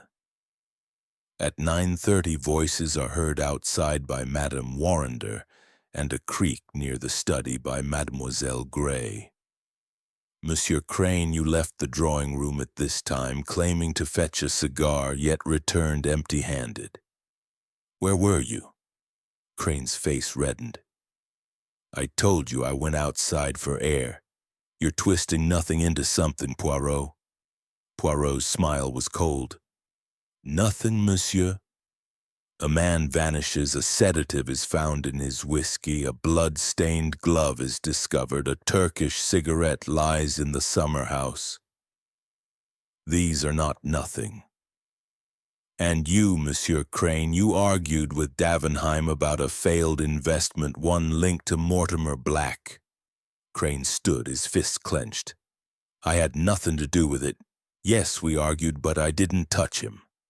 Poirot raised a hand, silencing him. "Let us continue. The study so orderly holds secrets, a key, a ruby, a note. If I am gone, look to the shadows of my past. Madame Davenheim, you spoke of your husband's questionable dealings long ago. Was Mortimer Black one of those shadows?" Mrs. Davenheim's voice trembled. "I believe so. Philip never said much, but Black's name brought fear to his eyes." Poirot nodded, turning to Mrs. Warrender. "And you, madame, heard voices outside your window, angry voices, one perhaps your husband's. Yet you did not look. Why?" Lavinia's eyes filled with tears, and she clutched her husband's arm. "I was afraid. I thought it was nothing, just a quarrel." Gerald Warrender's face darkened. "Leave her be, Poirot. She's told you all she knows." But Poirot's gaze shifted to Dr. Langley. "And you, Monsieur le Docteur, heard footsteps at 9:30, light and quick. You have access to chloral hydrate, no? Could you have drugged Davenheim's whiskey?" Langley's calm faltered, but he held firm. "I did not, Mr. Poirot. I was in the library, as I said." Poirot's eyes moved to Miss Gray. "Mademoiselle Gray, you heard a creak, saw Monsieur Crane leave. You observe all, yet speak little. What do you hide?" Miss Gray's expression remained serene. I hide nothing, Monsieur Poirot. I only wish to see justice done. Poirot paused, letting the silence weigh on the room. Then, with a theatrical flourish, he produced the ruby from his pocket, holding it aloft. This ruby, found in the safe, bears an inscription, 2PD, a debt repaid. It is no ordinary jewel. It is a symbol of a past promise, perhaps a betrayal. Who among you knows its story? The room was silent, but Hastings noted a flicker in Mrs. Davenheim's eyes, a tightening of Warrender's jaw. Then, to everyone's shock, Lavinia Warrender stood, her voice breaking. I can't bear it any longer. I saw something that night, something I didn't tell. I looked out my window after hearing the voices, and I saw Philip with another man near the summer house. They were struggling, and then they were gone. The room erupted in gasps. Gerald Warrender gripped his wife's arm, his face pale. Lavinia, be quiet. But Poirot's eyes gleamed with triumph. Merci, Madame Warrender. You have opened a door. Now we must see who stands behind it. As Lavinia collapsed into sobs, Poirot addressed the group. The trap is set, mes amis. The truth is close, but one final piece remains. Tomorrow I shall reveal all. I advise you to prepare your hearts, for the shadows of the past are about to be illuminated. The guests dispersed, their faces a mix of fear and suspicion. Hastings, catching Poirot's arm, whispered, You've done it, Poirot. Lavinia's confession, it's the key, isn't it? Poirot's smile was enigmatic. A key, oui, but not the only one. The ruby, the voices, the struggle. They point to a truth we have not yet fully grasped. Tomorrow, mon ami, the trap will close. Chapter 10. The Reveal. The seventh day at Davenheim Hall broke with a pale sun piercing the clouds, casting a tentative light over the estate. The air was charged with anticipation, as though the very walls awaited the resolution of the mystery that had gripped them. Hercule Poirot, his demeanor calm yet electric, had spent the night arranging his thoughts, his little gray cells weaving the scattered clues into a coherent tapestry. Captain Hastings, sensing the climax approaching, followed Poirot with a mix of excitement and apprehension, eager to witness the unveiling of the truth. Poirot had requested the guests gather in the drawing room at precisely 11 o'clock, a command delivered with such authority that none dared refuse. The room was arranged with care, chairs in a semicircle facing the fireplace where Poirot would stand, his presence commanding the stage. Inspector Hargreaves, invited to witness the denouement, stood by the door, his notebook at the ready. The guests filed in, their faces etched with varying degrees of dread and curiosity. Mrs. Eleanor Davenheim, her elegance strained. Charlotte, her eyes fierce with hope. Gerald Warrender, his solicitors calm, fraying. Lavinia Warrender, pale and trembling. Victor Crane, his bravado faltering. Dr. Rupert Langley, reserved but alert. And Miss Sylvia Grey, her quiet gaze impenetrable. Poirot stood before the fireplace, his hands clasped behind his back, his mustache gleaming in the morning light. Mesdames et messieurs, he began, his voice clear and resonant. The disappearance of Monsieur Philip Davenheim is a puzzle no longer. Today I shall lay bare the truth step by step with the precision of logic and the clarity of reason. Attend closely, for the shadows of the past are about to be revealed. He paused, letting the silence build tension. Let us begin with the facts. On the evening of his disappearance, Monsieur Davenheim leaves the dining room at 9 o'clock, citing business in his study. At 10 minutes past 9, Mademoiselle Charlotte speaks with him, a conversation about debts and the estate. By 10 o'clock he is gone, leaving no trace save a key, a ruby, a note, and a glass laced with chloral hydrate. Voices are heard, a glove is found, a cigarette stub lies in the summer house. These are not accidents. They are pieces of a deliberate design. Poirot's eyes swept the room, noting each guest's reaction. The note in the safe, "If I am gone, look to the shadows of my past," suggests Monsieur Davenheim anticipated danger. The ruby inscribed 2 PD, a debt repaid, points to a past obligation. The sedative in the whiskey confirms he was incapacitated. The blood-stained glove monogrammed with his initials suggests violence. And the voices heard by Madame Warrender, the creak noted by Mademoiselle Gray. They place the drama near the study and summer house. He turned to Victor Crane, whose jaw tightened. "Monsieur Crane, you were quick to dismiss Davenheim's disappearance as a business errand. Yet you argued with him over a failed investment linked to Mortimer Black. You left the drawing room at 9:30 claiming to seek a cigar, but returned empty-handed. I put it to you that you went to the study where you confronted Davenheim." Crane leapt to his feet, his face red. "That's a lie. I went outside for air, nothing more." Poirot raised a hand. "Patience, monsieur, we shall see. Madame Warrender, you heard voices outside your window, one you believed to be Davenheim's, another unknown. You saw a struggle near the summer house. This was no phantom stranger, but someone in this room." Lavinia Warrender gasped, clutching her husband's arm. Gerald Warrender's face darkened, but he remained silent. Poirot continued, his voice relentless. "The Turkish cigarette in the summer house, a rare brand, was a clue meant to mislead, suggesting an outsider. But I have learned that Monsieur Crane, despite your denials, has a taste for such cigarettes, imported for you from a London tobacconist." Crane's eyes widened, but he said nothing. Poirot turned to Mrs. Davenheim.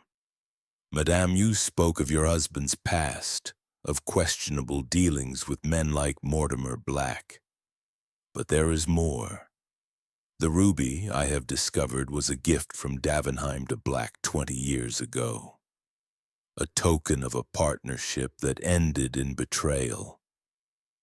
Black, ruined by Davenheim's actions, swore revenge. The note in the safe, the burned letter, they were warnings from Black, demanding repayment." Mrs. Davenheim's hand flew to her mouth. "Then Black took him?"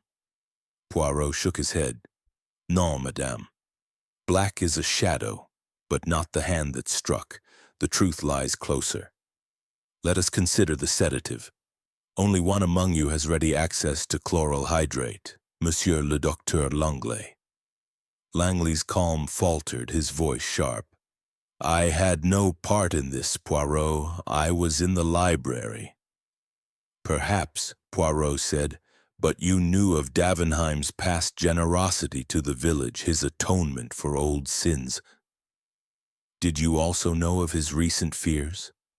And Madame Warrender, you saw her in the hall near the study at 9, agitated."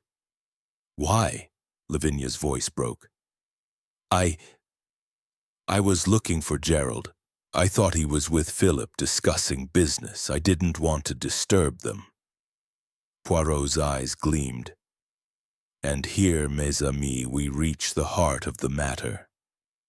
Monsieur Warrender, you are Davenheim's solicitor, privy to his secrets. You knew of his debts to Black, his fear of retribution. You were in the billiard room with Crane, but you left briefly, did you not? At 9:30 to meet Davenheim in the study." Warrender's face paled. "That's preposterous. I was with Crane until 10:30. Poirot's voice was like steel. "Non, monsieur. The billiard room is near the study, a mere step through the servants' passage. You slipped away, drugged Davenheim's whiskey, and confronted him. You knew of the ruby, of Black's threat. You saw an opportunity not just to save Davenheim, but to profit. You staged his disappearance, moving him to the summer house where the scuff mark and cigarette were left to suggest an outsider. The glove stained with blood from a minor cut was a final touch to imply foul play. The room was silent, the guests frozen. Warrender's voice was hoarse. "You have no proof." Poirot produced a small piece of paper from his pocket, the reconstructed fragments from the fireplace. "This letter from Black demanded repayment by midnight that night. You saw it, Monsieur Warrender, and used it to your advantage. You planned to hold Davenheim, perhaps to extort him, but something went wrong. He awoke, there was a struggle, and you ensured he would not return." Lavinia sobbed, and Warrender stood, his face ashen. "No, I only meant to talk to him, to warn him about Black. He collapsed. The sedative was too strong. I panicked, hid him in the summer house. He was alive when I left him." Poirot's eyes softened, but his voice remained firm. "And where is he now, monsieur?" Warrender's shoulders slumped, his confession spilling forth. "In the woods, near the river. I thought he'd wake, but when I checked later, he was gone. I swear I didn't kill him." Poirot turned to Hargreaves. "Inspector, you will find Monsieur Davenheim in the woods, likely alive but in need of aid. The sedative was strong but not fatal. Monsieur Warrender, your panic has undone you." As Hargreaves rushed to organize a search, the guests sat in stunned silence. Poirot's trap had closed, and the truth, though painful, was clear. Davenheim's past had caught up with him, but it was Warrender's greed and fear that had spun the web. Chapter 11. The Reflection. The aftermath of Hercule Poirot's dramatic revelation in the drawing room of Davenheim Hall left the household in a state of quiet shock. The rain had returned, a soft patter against the windows that seemed to mourn the unraveling of secrets. Captain Hastings, still reeling from the intensity of Poirot's trap, followed his friend to the library, where the fire cast a warm glow over the shelves of books. The air was heavy with the weight of truth, but also with a sense of closure, as though the house itself exhaled in relief. Inspector Hargreaves had departed with a team to search the woods near the river, guided by Gerald Warrender's halting directions. The solicitor, now pale and subdued, had been taken into custody pending the outcome of the search, his confession hanging over the estate like a shadow. The guests, dismissed after Poirot's revelation, had scattered to their rooms, their faces reflecting a mix of relief, guilt, and lingering suspicion. Mrs. Eleanor Davenheim and Charlotte clung to each other, their hope tempered by fear for Philip's fate. Lavinia Warrender, devastated by her husband's actions, remained under Dr. Langley's care, while Victor Crane's bravado had crumbled into sullen silence. Miss Sylvia Gray, ever enigmatic, watched the proceedings with her usual quiet intensity. In the library, Poirot sat in a leather armchair, his hands folded, his eyes fixed on the flickering flames. Hastings, unable to contain his curiosity, broke the silence. "Poirot, you were magnificent.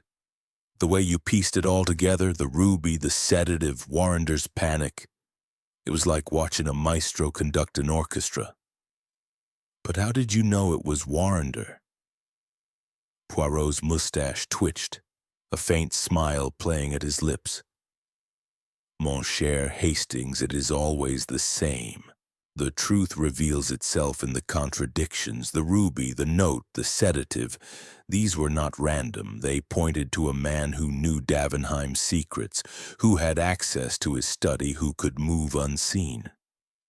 Warrender, as the solicitor, knew of the debts to Mortimer Black, the ruby's history, the threat in the burned letter. His alibi with Crane was too perfect, yet Madame Warrender's nerves betrayed a deeper truth. Her confession of the struggle in the summer house was the final piece. Hastings nodded, his mind retracing the clues. And the cigarette stub? You said it was Crane's, but it wasn't enough to pin it on him. Précisément, Poirot said. The Turkish cigarette was a clever distraction placed by Warrender to suggest an outsider. Crane's taste for such cigarettes was a coincidence he exploited. Warrender knew Crane's habits, knew it would cast suspicion elsewhere. But the scuff mark, the glove, the voices, they all pointed back to the house, to someone with intimate knowledge of Davenheim's routine. Hastings leaned forward. And Davenheim himself? Do you really think he's alive? Poirot's eyes softened. I believe so, mon ami. The sedative was strong, but not lethal. Warrender's panic suggests he left Davenheim alive, perhaps disoriented in the woods. The blood on the glove was minimal, a cut, not a mortal wound. If Hargreaves acts swiftly, they will find him. As if on cue, a commotion at the front door interrupted their conversation. Grayson entered, his face flushed with urgency. Monsieur Poirot, Captain Hastings, Inspector Hargreaves has returned. They've found Mr. Davenheim. Poirot rose, his movements swift yet composed, and followed Grayson to the hall, where Hargreaves stood, rain-soaked but triumphant. Beside him, supported by 2 constables, was Philip Davenheim, pale and disheveled, his clothes torn and his face gaunt. Mrs. Davenheim and Charlotte rushed forward, their cries of relief echoing through the hall. "Philip!" Mrs. Davenheim sobbed, embracing her husband. "You're alive." Davenheim, weak but coherent, managed a faint smile. "Eleanor, Charlotte, I'm sorry to have worried you." Hargreaves explained. "We found him near the river, half conscious in a thicket. He'd been drugged, wandered off, and collapsed. He's dehydrated but should recover with rest." Poirot approached, his eyes studying Davenheim with quiet intensity. "Monsieur Davenheim, it is a pleasure to see you returned. May I ask what you remember of that night?"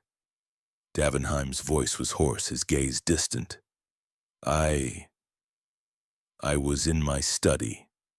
Gerald came to speak with me, said it was urgent. He offered me a drink, said it would calm my nerves. I don't remember much after that, only waking in the woods, cold and confused." Poirot nodded, his suspicions confirmed. "Merci, monsieur. Your ordeal is over and the guilty party is in custody." As Davenheim was led to his room under Dr. Langley's care, Poirot returned to the library with Hastings. The fire had died to embers, but Poirot's energy remained undimmed. "The case is closed, Hastings, but there is always a lesson. What do you see in this affair?" Hastings considered, his mind still spinning. "Greed, I suppose." Warrender saw a chance to exploit Davenheim's fear of Black, to gain something for himself. But it all fell apart. "Oui," Poirot said, his voice soft. "Greed, fear, betrayal. These are the shadows of the human heart. Davenheim's past, his debts to Black, cast a long shadow, but it was Warrender's weakness that turned it into tragedy. Yet there is also redemption. Davenheim lives, and perhaps he will learn from this, to face his past, not hide from it." Hastings smiled. "You sound almost philosophical, Poirot." Poirot chuckled, adjusting his tie with precision. Philosophy, mon ami, is the heart of detection. To understand the crime, one must understand the soul. And now I think it is time for Hercule Poirot to take his leave. As they prepared to depart, Mrs. Davenheim approached, her eyes brimming with gratitude. Monsieur Poirot, we owe you everything. How can we repay you? Poirot bowed, his manner courtly. Madame, the repayment is in the truth. Guard your husband well, and let the shadows of the past rest. With that, Poirot and Hastings stepped into the waiting car, the rain now a gentle mist. As Davenheim Hall receded into the distance, Hastings glanced at his friend. Another triumph, Poirot. But I'll never understand how you see what others miss. Poirot's eyes twinkled. It is simple, Hastings. The little gray cells, they see not only the clues but the spaces between them. And in those spaces the truth always waits. Chapter 12. The Echoes of Truth. The rain had softened to a fine mist as the afternoon settled over Davenheim Hall, cloaking the estate in a quiet that felt both restorative and uneasy. The return of Philip Davenheim, though a cause for relief, had left the household in a state of fragile recovery. The guests, still reeling from Hercule Poirot's revelations, moved through the grand rooms with subdued steps, their interactions marked by cautious glances and whispered conversations. Captain Hastings, ever observant of the human drama, noted the lingering tension, as though the truth, while uncovered, had left echoes that would not easily fade. Poirot, however, was not yet ready to depart. His work, he confided to Hastings, was not complete until every loose thread was tied. The truth, mon ami, he said as they walked the corridor toward the drawing room, is like a symphony. The final notes must resonate or the harmony is lost. Hastings, accustomed to Poirot's penchant for metaphor, nodded, though he privately wondered what more could be uncovered after such a dramatic resolution. The drawing-room was nearly empty save for Mrs. Eleanor Davenheim and Charlotte, who sat together on a velvet settee, their hands clasped. Philip Davenheim, still weak from his ordeal, rested upstairs under Dr. Langley's supervision. The other guests, Victor Crane, Miss Sylvia Gray, and Lavinia Warrender, had retreated to their rooms while Gerald Warrender remained in custody awaiting formal charges. Inspector Hargreaves, having overseen the search that found Davenheim, was preparing to leave, his notebook filled with the details of Poirot's triumph. Mrs. Davenheim rose as Poirot entered, her face a mix of gratitude and exhaustion. Monsieur Poirot, I cannot thank you enough. To have Philip back alive, it is a miracle. Poirot bowed, his expression gentle but alert. Madame, it is no miracle but the result of order and method. Yet there are questions still, small matters that must be clarified to ensure the peace of this house. Charlotte's eyes narrowed, her voice sharp with lingering emotion. What more is there, Monsieur Poirot? You've caught the man responsible. My father is safe. Poirot's mustache twitched, a sign of his unyielding focus. Mademoiselle, the truth is never singular. There are ripples, echoes that must be addressed. For instance, the ruby in the safe, its inscription, to PD, a debt repaid. It speaks of a past not fully revealed. And Madame Warrender's confession, she saw a struggle, but was it all she saw? Mrs. Davenheim's hand tightened on her daughter's. What are you suggesting, monsieur? That there is more to this affair? Poirot's gaze softened, but his voice was firm. I suggest only that we examine the full picture. May I speak with Monsieur Davenheim? His memory, even clouded, may hold the final key. With Dr. Langley's approval, Poirot and Hastings were admitted to Davenheim's bedroom, a grand chamber with heavy drapes and a four-poster bed. Philip Davenheim, propped against pillows, looked frail but alert, his sharp eyes meeting Poirot's with a mix of wariness and respect. "Monsieur Poirot," he said, his voice weak but steady, "I owe you my life. What more do you need from me?" Poirot sat beside the bed, his manner both compassionate and probing. "Monsieur Davenheim, you were drugged, moved, and left in the woods. Gerald Warrender has confessed to his part, but I must know. What happened in the study before you lost consciousness? And this ruby? What debt did it repay?" Davenheim's face clouded, his fingers clutching the bed covers. "The ruby. It was a gesture long ago. I gave it to Mortimer Black after a deal that made us both wealthy, but I betrayed him, kept a larger share than agreed. He swore revenge, and last week he sent a letter demanding repayment, or else. I burned it, but Warrender knew. He came to me that night, said he could help, offered me a drink. I trusted him. And then, nothing." Poirot nodded, his eyes narrowing. "And the note in the safe. If I am gone, look to the shadows of my past. You wrote it, oui." "Why?" Davenheim sighed, his gaze distant. "I feared Black would act. I wrote it as a precaution, a clue for Eleanor and Charlotte. I didn't expect this." Poirot leaned forward. "And the voices Madame Warrender heard, one was yours, but the other? Was it Warrender or another?" Davenheim frowned, struggling to recall. I'm not sure. It's hazy. But there was someone else outside before I blacked out. A shadow, moving quickly." Poirot thanked him and rose, his mind clearly racing. As they left the room, Hastings whispered, "Another person. Do you think Warrender had an accomplice?" "Perhaps," Poirot murmured. "Or perhaps another sought to exploit the chaos. We must speak with Madame Warrender again." They found Lavinia Warrender in the conservatory, her eyes red from crying, her hands trembling. Poirot approached with gentle insistence. "Madam, your courage in confessing what you saw has helped us greatly.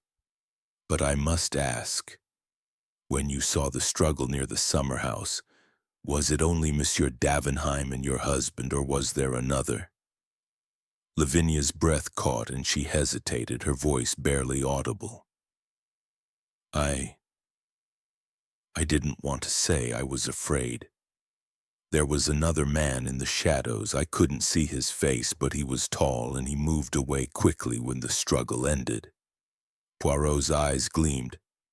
"Merci, madame. You have confirmed a suspicion. This man, he was no stranger, but one known to this house." Returning to the drawing room, Poirot gathered the remaining guests, Mrs. Davenheim, Charlotte, Crane, Langley, and Miss Grey. His voice was calm but commanding. "Mes amis, the case of Monsieur Davenheim's disappearance is nearly closed, but one shadow remains. A third person was seen near the summer house, involved in the night's events. I believe this person acted not with Warrender, but separately, perhaps to protect or to profit." Crane's face darkened, but he remained silent. Langley's expression was unreadable, while Miss Grey's eyes flickered with something like recognition. Poirot continued. "The ruby, the note, the sedative. They point to Warrender's greed, but the third man suggests a deeper motive. I shall uncover this truth, but for now, I ask you to reflect on your own actions." As the guests dispersed, Poirot whispered to Hastings, "The third man, mon ami, is the final echo. Tomorrow we shall find him, and the symphony will be complete." That evening, as the household settled into an uneasy calm, Hastings sat with Poirot by the fire. "You're not done, are you?" he asked. "There's more to this than Warrender." Poirot nodded, his eyes fixed on the flames. "Always, Hastings, there is more. The human heart is a labyrinth, and we have not yet reached its center, but fear not. The little gray cells, they do not rest." Chapter 13. The Hidden Motive.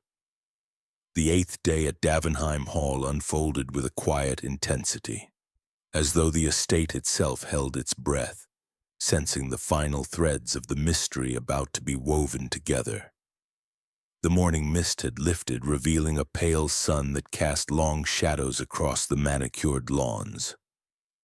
Hercule Poirot, his demeanor as precise as ever, moved with the calm assurance of a man who knew the truth was within his grasp. Captain Hastings, ever loyal, followed his friend, his curiosity tinged with awe at Poirot's relentless pursuit of the hidden motive that lingered in the shadows of Philip Davenheim's disappearance. Poirot began the day in the library, reviewing his notes with meticulous care. The fire crackled softly, casting a warm glow over the room as he arranged the clues in his mind.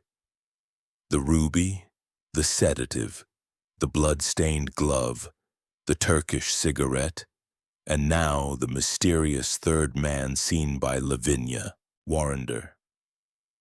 "Mon ami," he said to Hastings, "the case is like a tapestry with one final stitch missing.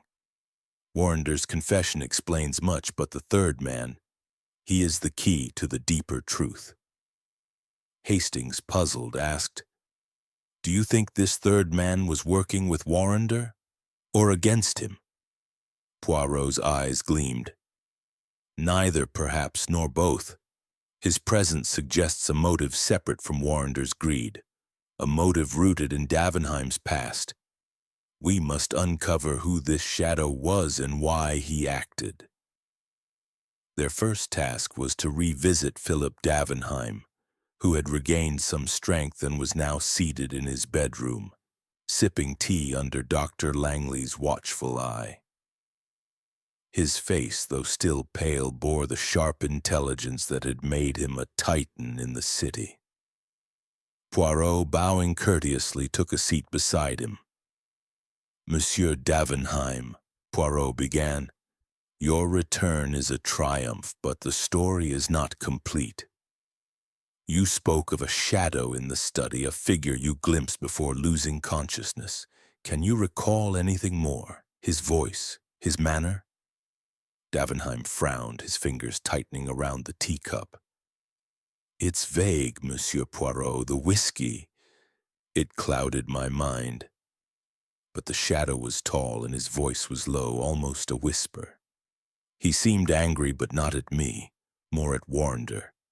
I thought I heard him say, 'You've gone too far.'" Poirot's mustache twitched. "Most interesting. And this ruby, inscribed to P.D., a debt repaid, you gave it to Mortimer Black, oui? But was there another who knew of it? Perhaps someone from that same past?" Davenheim hesitated, his gaze distant. "There was a man named Harold Vance, a partner in that deal with Black. I cut him out too, and he vowed to ruin me, but that was 20 years ago. I haven't seen him since." Poirot's eyes narrowed. Harold Vance. A name from the shadows. "Merci, monsieur. You have given me a vital piece." Leaving Davenheim to rest, Poirot and Hastings sought out Inspector Hargreaves, who was coordinating with the local police in the village. Hargreaves, looking weary but determined, confirmed that Gerald Warrender remained in custody, his confession corroborated by the evidence. "We found no trace of this Harold Vance, though," Hargreaves said. "He's not in London, not under that name."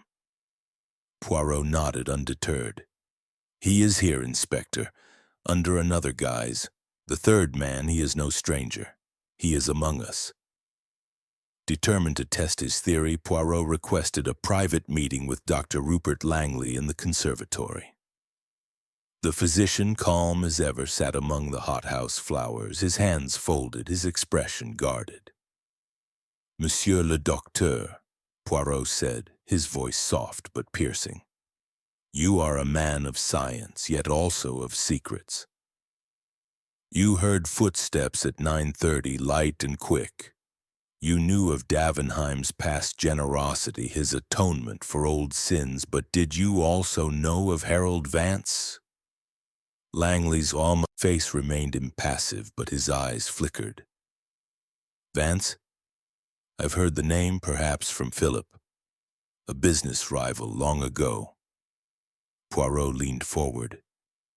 "And yet I suspect you know more. The ruby, the voices, the struggle in the summer house.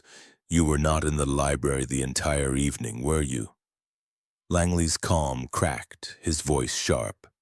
"I told you I was reading. You have no proof otherwise." Poirot's smile was disarming. "Proof, monsieur, comes in the details. The Turkish cigarette, so rare, was found in the summer house. Yet I have learned from the village tobacconist that you, too, have a taste for such cigarettes, ordered discreetly under an assumed name." Langley's hands clenched, but he said nothing. Poirot pressed on. "You are Harold Vance, are you not? You came to Davenheim Hall under a false name, seeking to confront the man who betrayed you. You saw Warrender's plan unfold, and you intervened, perhaps to protect Davenheim, perhaps to settle your own score." The room fell silent, the only sound the drip of condensation from the glass panes. Langley's shoulders slumped, and he sighed, his voice low. "You're too clever, Poirot. Yes, I am Harold Vance. I came here to face Philip, to demand he acknowledge what he did to me. I saw Warrender drug him, saw them struggle in the summer house.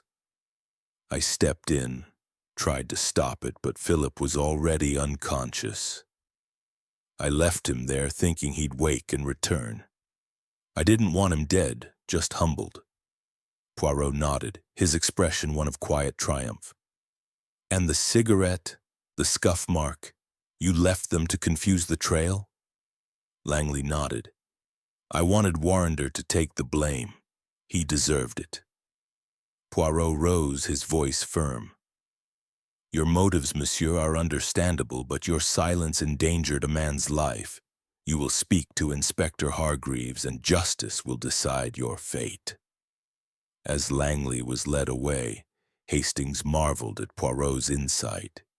"You knew it was Langley all along, didn't you?" Poirot's eyes twinkled. "Not all along, mon ami, but the pieces fit. The cigarette, his knowledge of Davenheim's past, his calm under pressure. They pointed to a man with a hidden agenda. The motive was revenge, not greed, and that made him the third man." That evening, Poirot addressed the remaining guests in the drawing room, explaining Langley's role as Harold Vance. Mrs. Davenheim and Charlotte listened in stunned silence, while Victor Crane muttered about more secrets. Miss Sylvia Gray, her expression unreadable, nodded as though she had suspected something all along. "The shadows of the past," Poirot said. "They are long and dark, but they cannot hide from the light of truth. Monsieur Davenheim is safe, and those who wronged him will face justice." As the guests dispersed, Hastings whispered, "You've done it again, Poirot." "But what now?" Poirot smiled, adjusting his tie. "Now, mon ami, we prepare to leave. The echoes of truth have sounded, and Davenheim Hall may find peace." Chapter 14. The Final Threads. The 9th day at Davenheim Hall dawned with a tentative clarity, the sun breaking through the clouds to bathe the estate in a soft golden light. The resolution of Philip Davenheim's disappearance had lifted a weight from the household, yet an undercurrent of unease lingered as though the truth, while revealed, had left delicate threads still to be tied. Hercule Poirot, ever meticulous, sensed that the case required one final act to ensure no shadow remained unlit.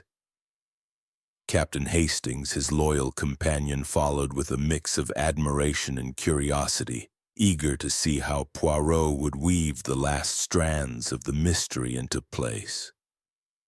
Poirot began the morning in the library, his small figure dwarfed by the towering bookshelves but radiating an authority that filled the room. He sat at a polished table surrounded by his notes, the ruby in its velvet pouch, and the reconstructed fragments of the burned letter. Hastings, watching him, noted the faint furrow in Poirot's brow, a rare sign that some detail still eluded his friend's grasp. "Mon ami," Poirot said, his voice low, "the case is nearly complete, but there is a question unanswered. The ruby, the note, the sedative, they tell the story of Warrender's greed and Vance's revenge, yet there is one voice we have not fully heard, Mademoiselle Sylvia Gray. Her silence, it is too deliberate, too observant. She knows something, and we must learn what." Hastings frowned, surprised. "Miss Gray? She's been so quiet, almost invisible. Do you think she's hiding something?" Poirot's mustache twitched. "Invisibility, Hastings, is often a mask. She sees all, says little. Such a person is either innocent or very clever. I intend to find out which."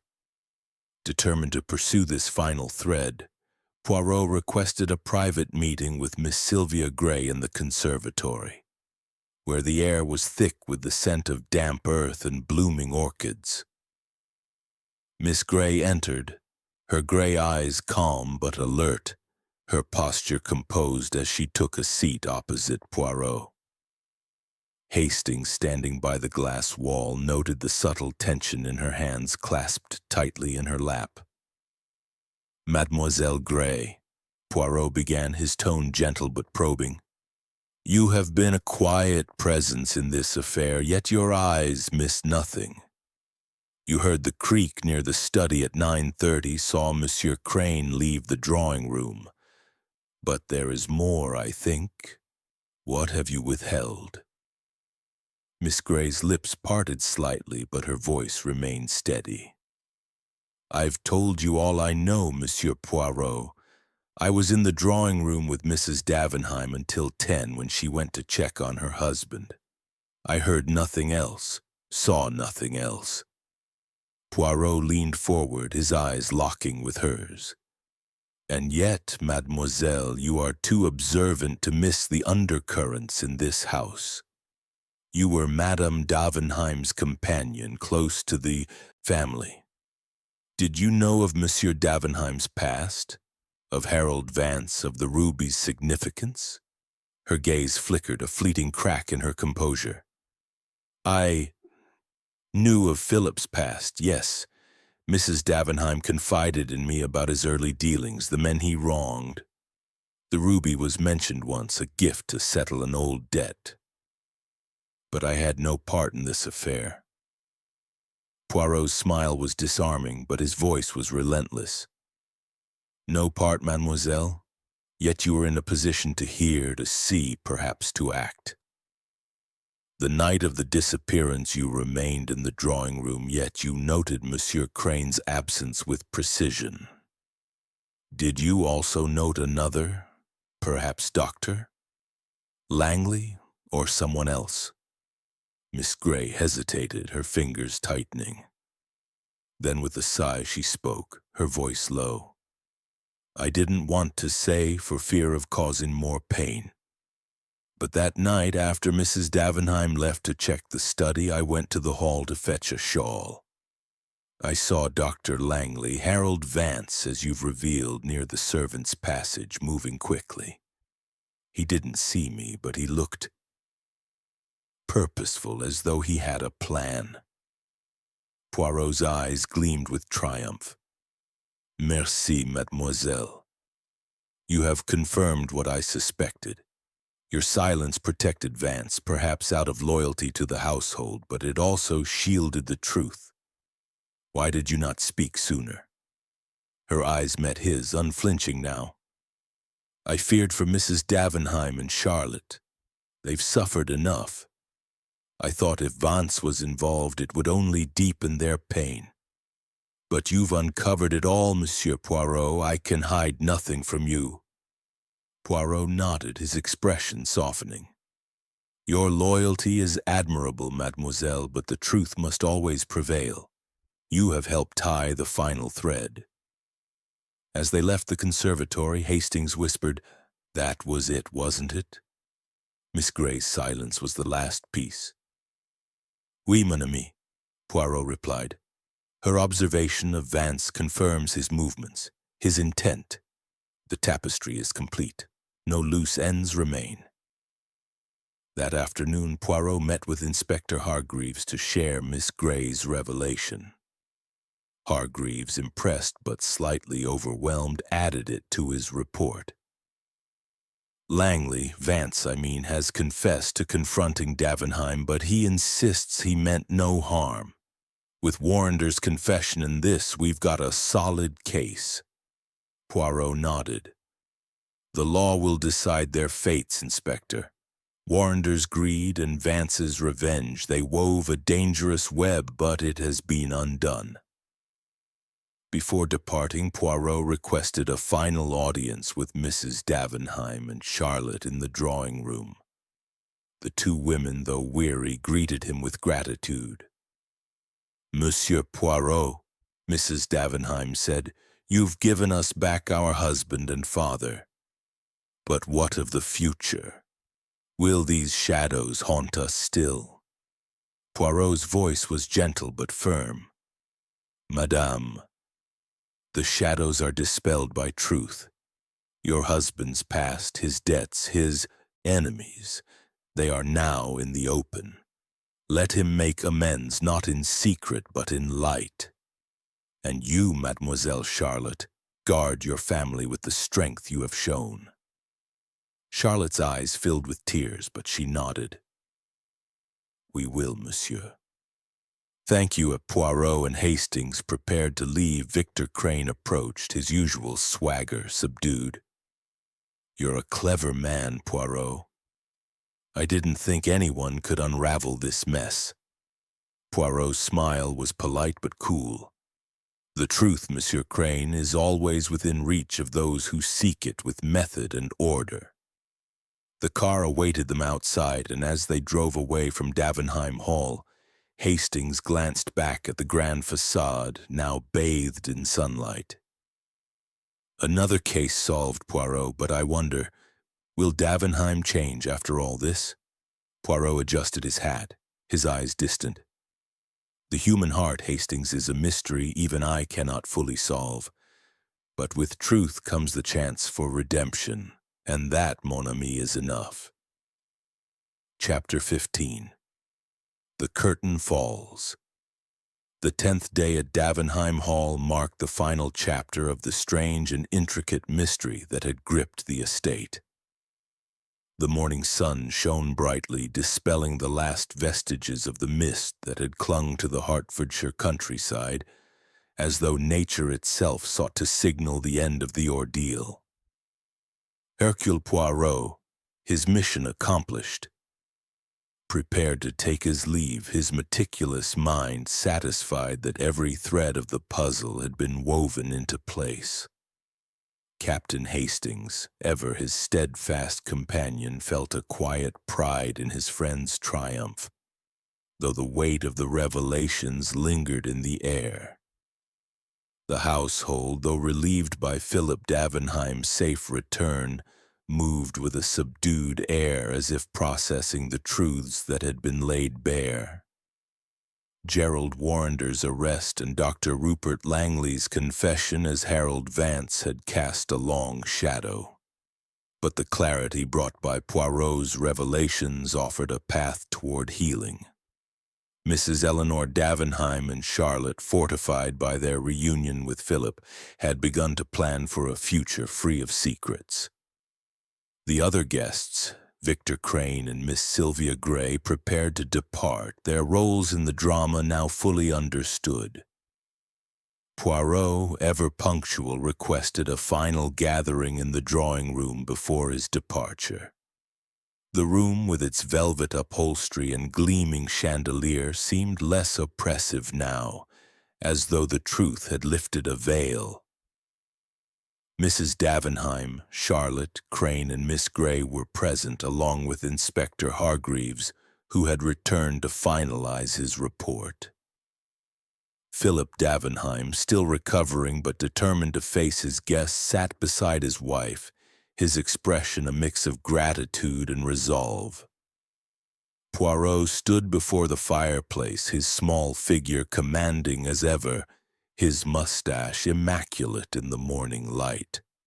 "Mesdames et messieurs," he began, his voice clear and resonant, "the mystery of Monsieur Davenheim's disappearance is solved, and the curtain falls on this drama. But before Hercule Poirot departs, I wish to reflect on the truths we have uncovered, for in them lies the lesson of this affair."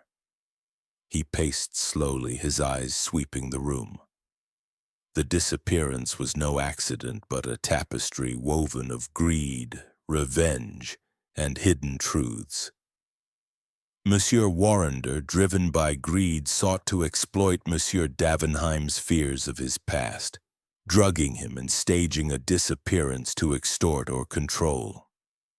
Monsieur Langley, revealed as Harold Vance, sought vengeance for a betrayal 20 years past, intervening in the chaos but leaving Davenheim to his fate, and Mademoiselle Grey, with her silent observation, held a piece of the truth, protecting the family until the moment was right. Mrs. Davenheim's eyes brimmed with tears. "Monsieur Poirot, you've given us back our lives, but how did you see what we could not?"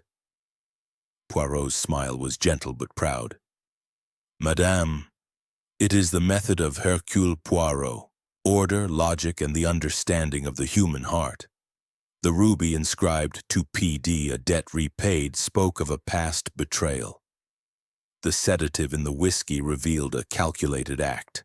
The blood-stained glove, the Turkish cigarette, the voices in the night, these were not random but signs of a struggle between past and present.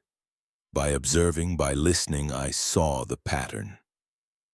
Charlotte, her voice steady, asked, "And my father's past, will it haunt us still?" Poirot turned to her, his expression softening. "Mademoiselle, the past is only a shadow if you allow it to linger. Your father has faced his enemies, Black, Vance, and his own mistakes. Let him make amends openly and the shadows will fade." Philip Davenheim, speaking for the first time, cleared his throat. "Monsieur Poirot, I was a fool to hide from my past. I thought wealth and secrecy could bury it, but I was wrong. I'll face Mortimer Black, settle my debts, and rebuild. You have my word." Poirot nodded, his eyes gleaming with approval. "That, monsieur, is the true resolution. The truth sets free, but only if you embrace it." Victor Crane, his usual bravado absent, spoke up. "You're a sharp one, Poirot. I thought I knew Philip's world, but you saw through it all." Poirot's gaze was cool. "Monsieur Crane, you played no part in the crime, but your careless words and habits provided a convenient distraction. Be mindful in future of the company you keep." Miss Grey, silent until now, met Poirot's eyes. "I underestimated you, monsieur. I thought my silence would protect the family, but you saw the truth regardless." Poirot bowed slightly. "Mademoiselle, your loyalty is admirable, but the truth is the greatest protector. You have learned this, I think." Inspector Hargreaves, scribbling in his notebook, added, We've got Warrender and Langley in custody. The courts will sort them out, but without you, Mr. Poirot, we'd still be chasing phantoms." Poirot's mustache twitched, with a hint of pride. "The phantom, Inspector, was always within these walls. The little gray cells they do not chase, they find." As the gathering concluded, Mrs. Davenheim approached Poirot, her voice trembling with emotion. "How can we ever repay you, monsieur?" Poirot's smile was warm. "Madame, the repayment is in the harmony restored to this house. Guard it well and let the past teach, not torment." With farewells exchanged, Poirot and Hastings stepped into the waiting car, the gravel crunching beneath the tires as they left Davenheim Hall behind. The estate receded into the distance, its pale stone glowing in the sunlight, a symbol of secrets unveiled. As they drove through the Hertfordshire lanes, Hastings turned to Poirot, his voice thoughtful. "You did more than solve a mystery, Poirot. You gave them a chance to start anew." Poirot adjusted his hat, his eyes distant. "Oui, mon ami. The mystery of the human heart is never fully solved, but to bring light to its shadows, that is the work of Hercule Poirot, and now to London where other puzzles await." The car sped on, carrying them toward new horizons, while behind them Davenheim Hall stood as a testament to the power of truth, its final curtain gently drawn.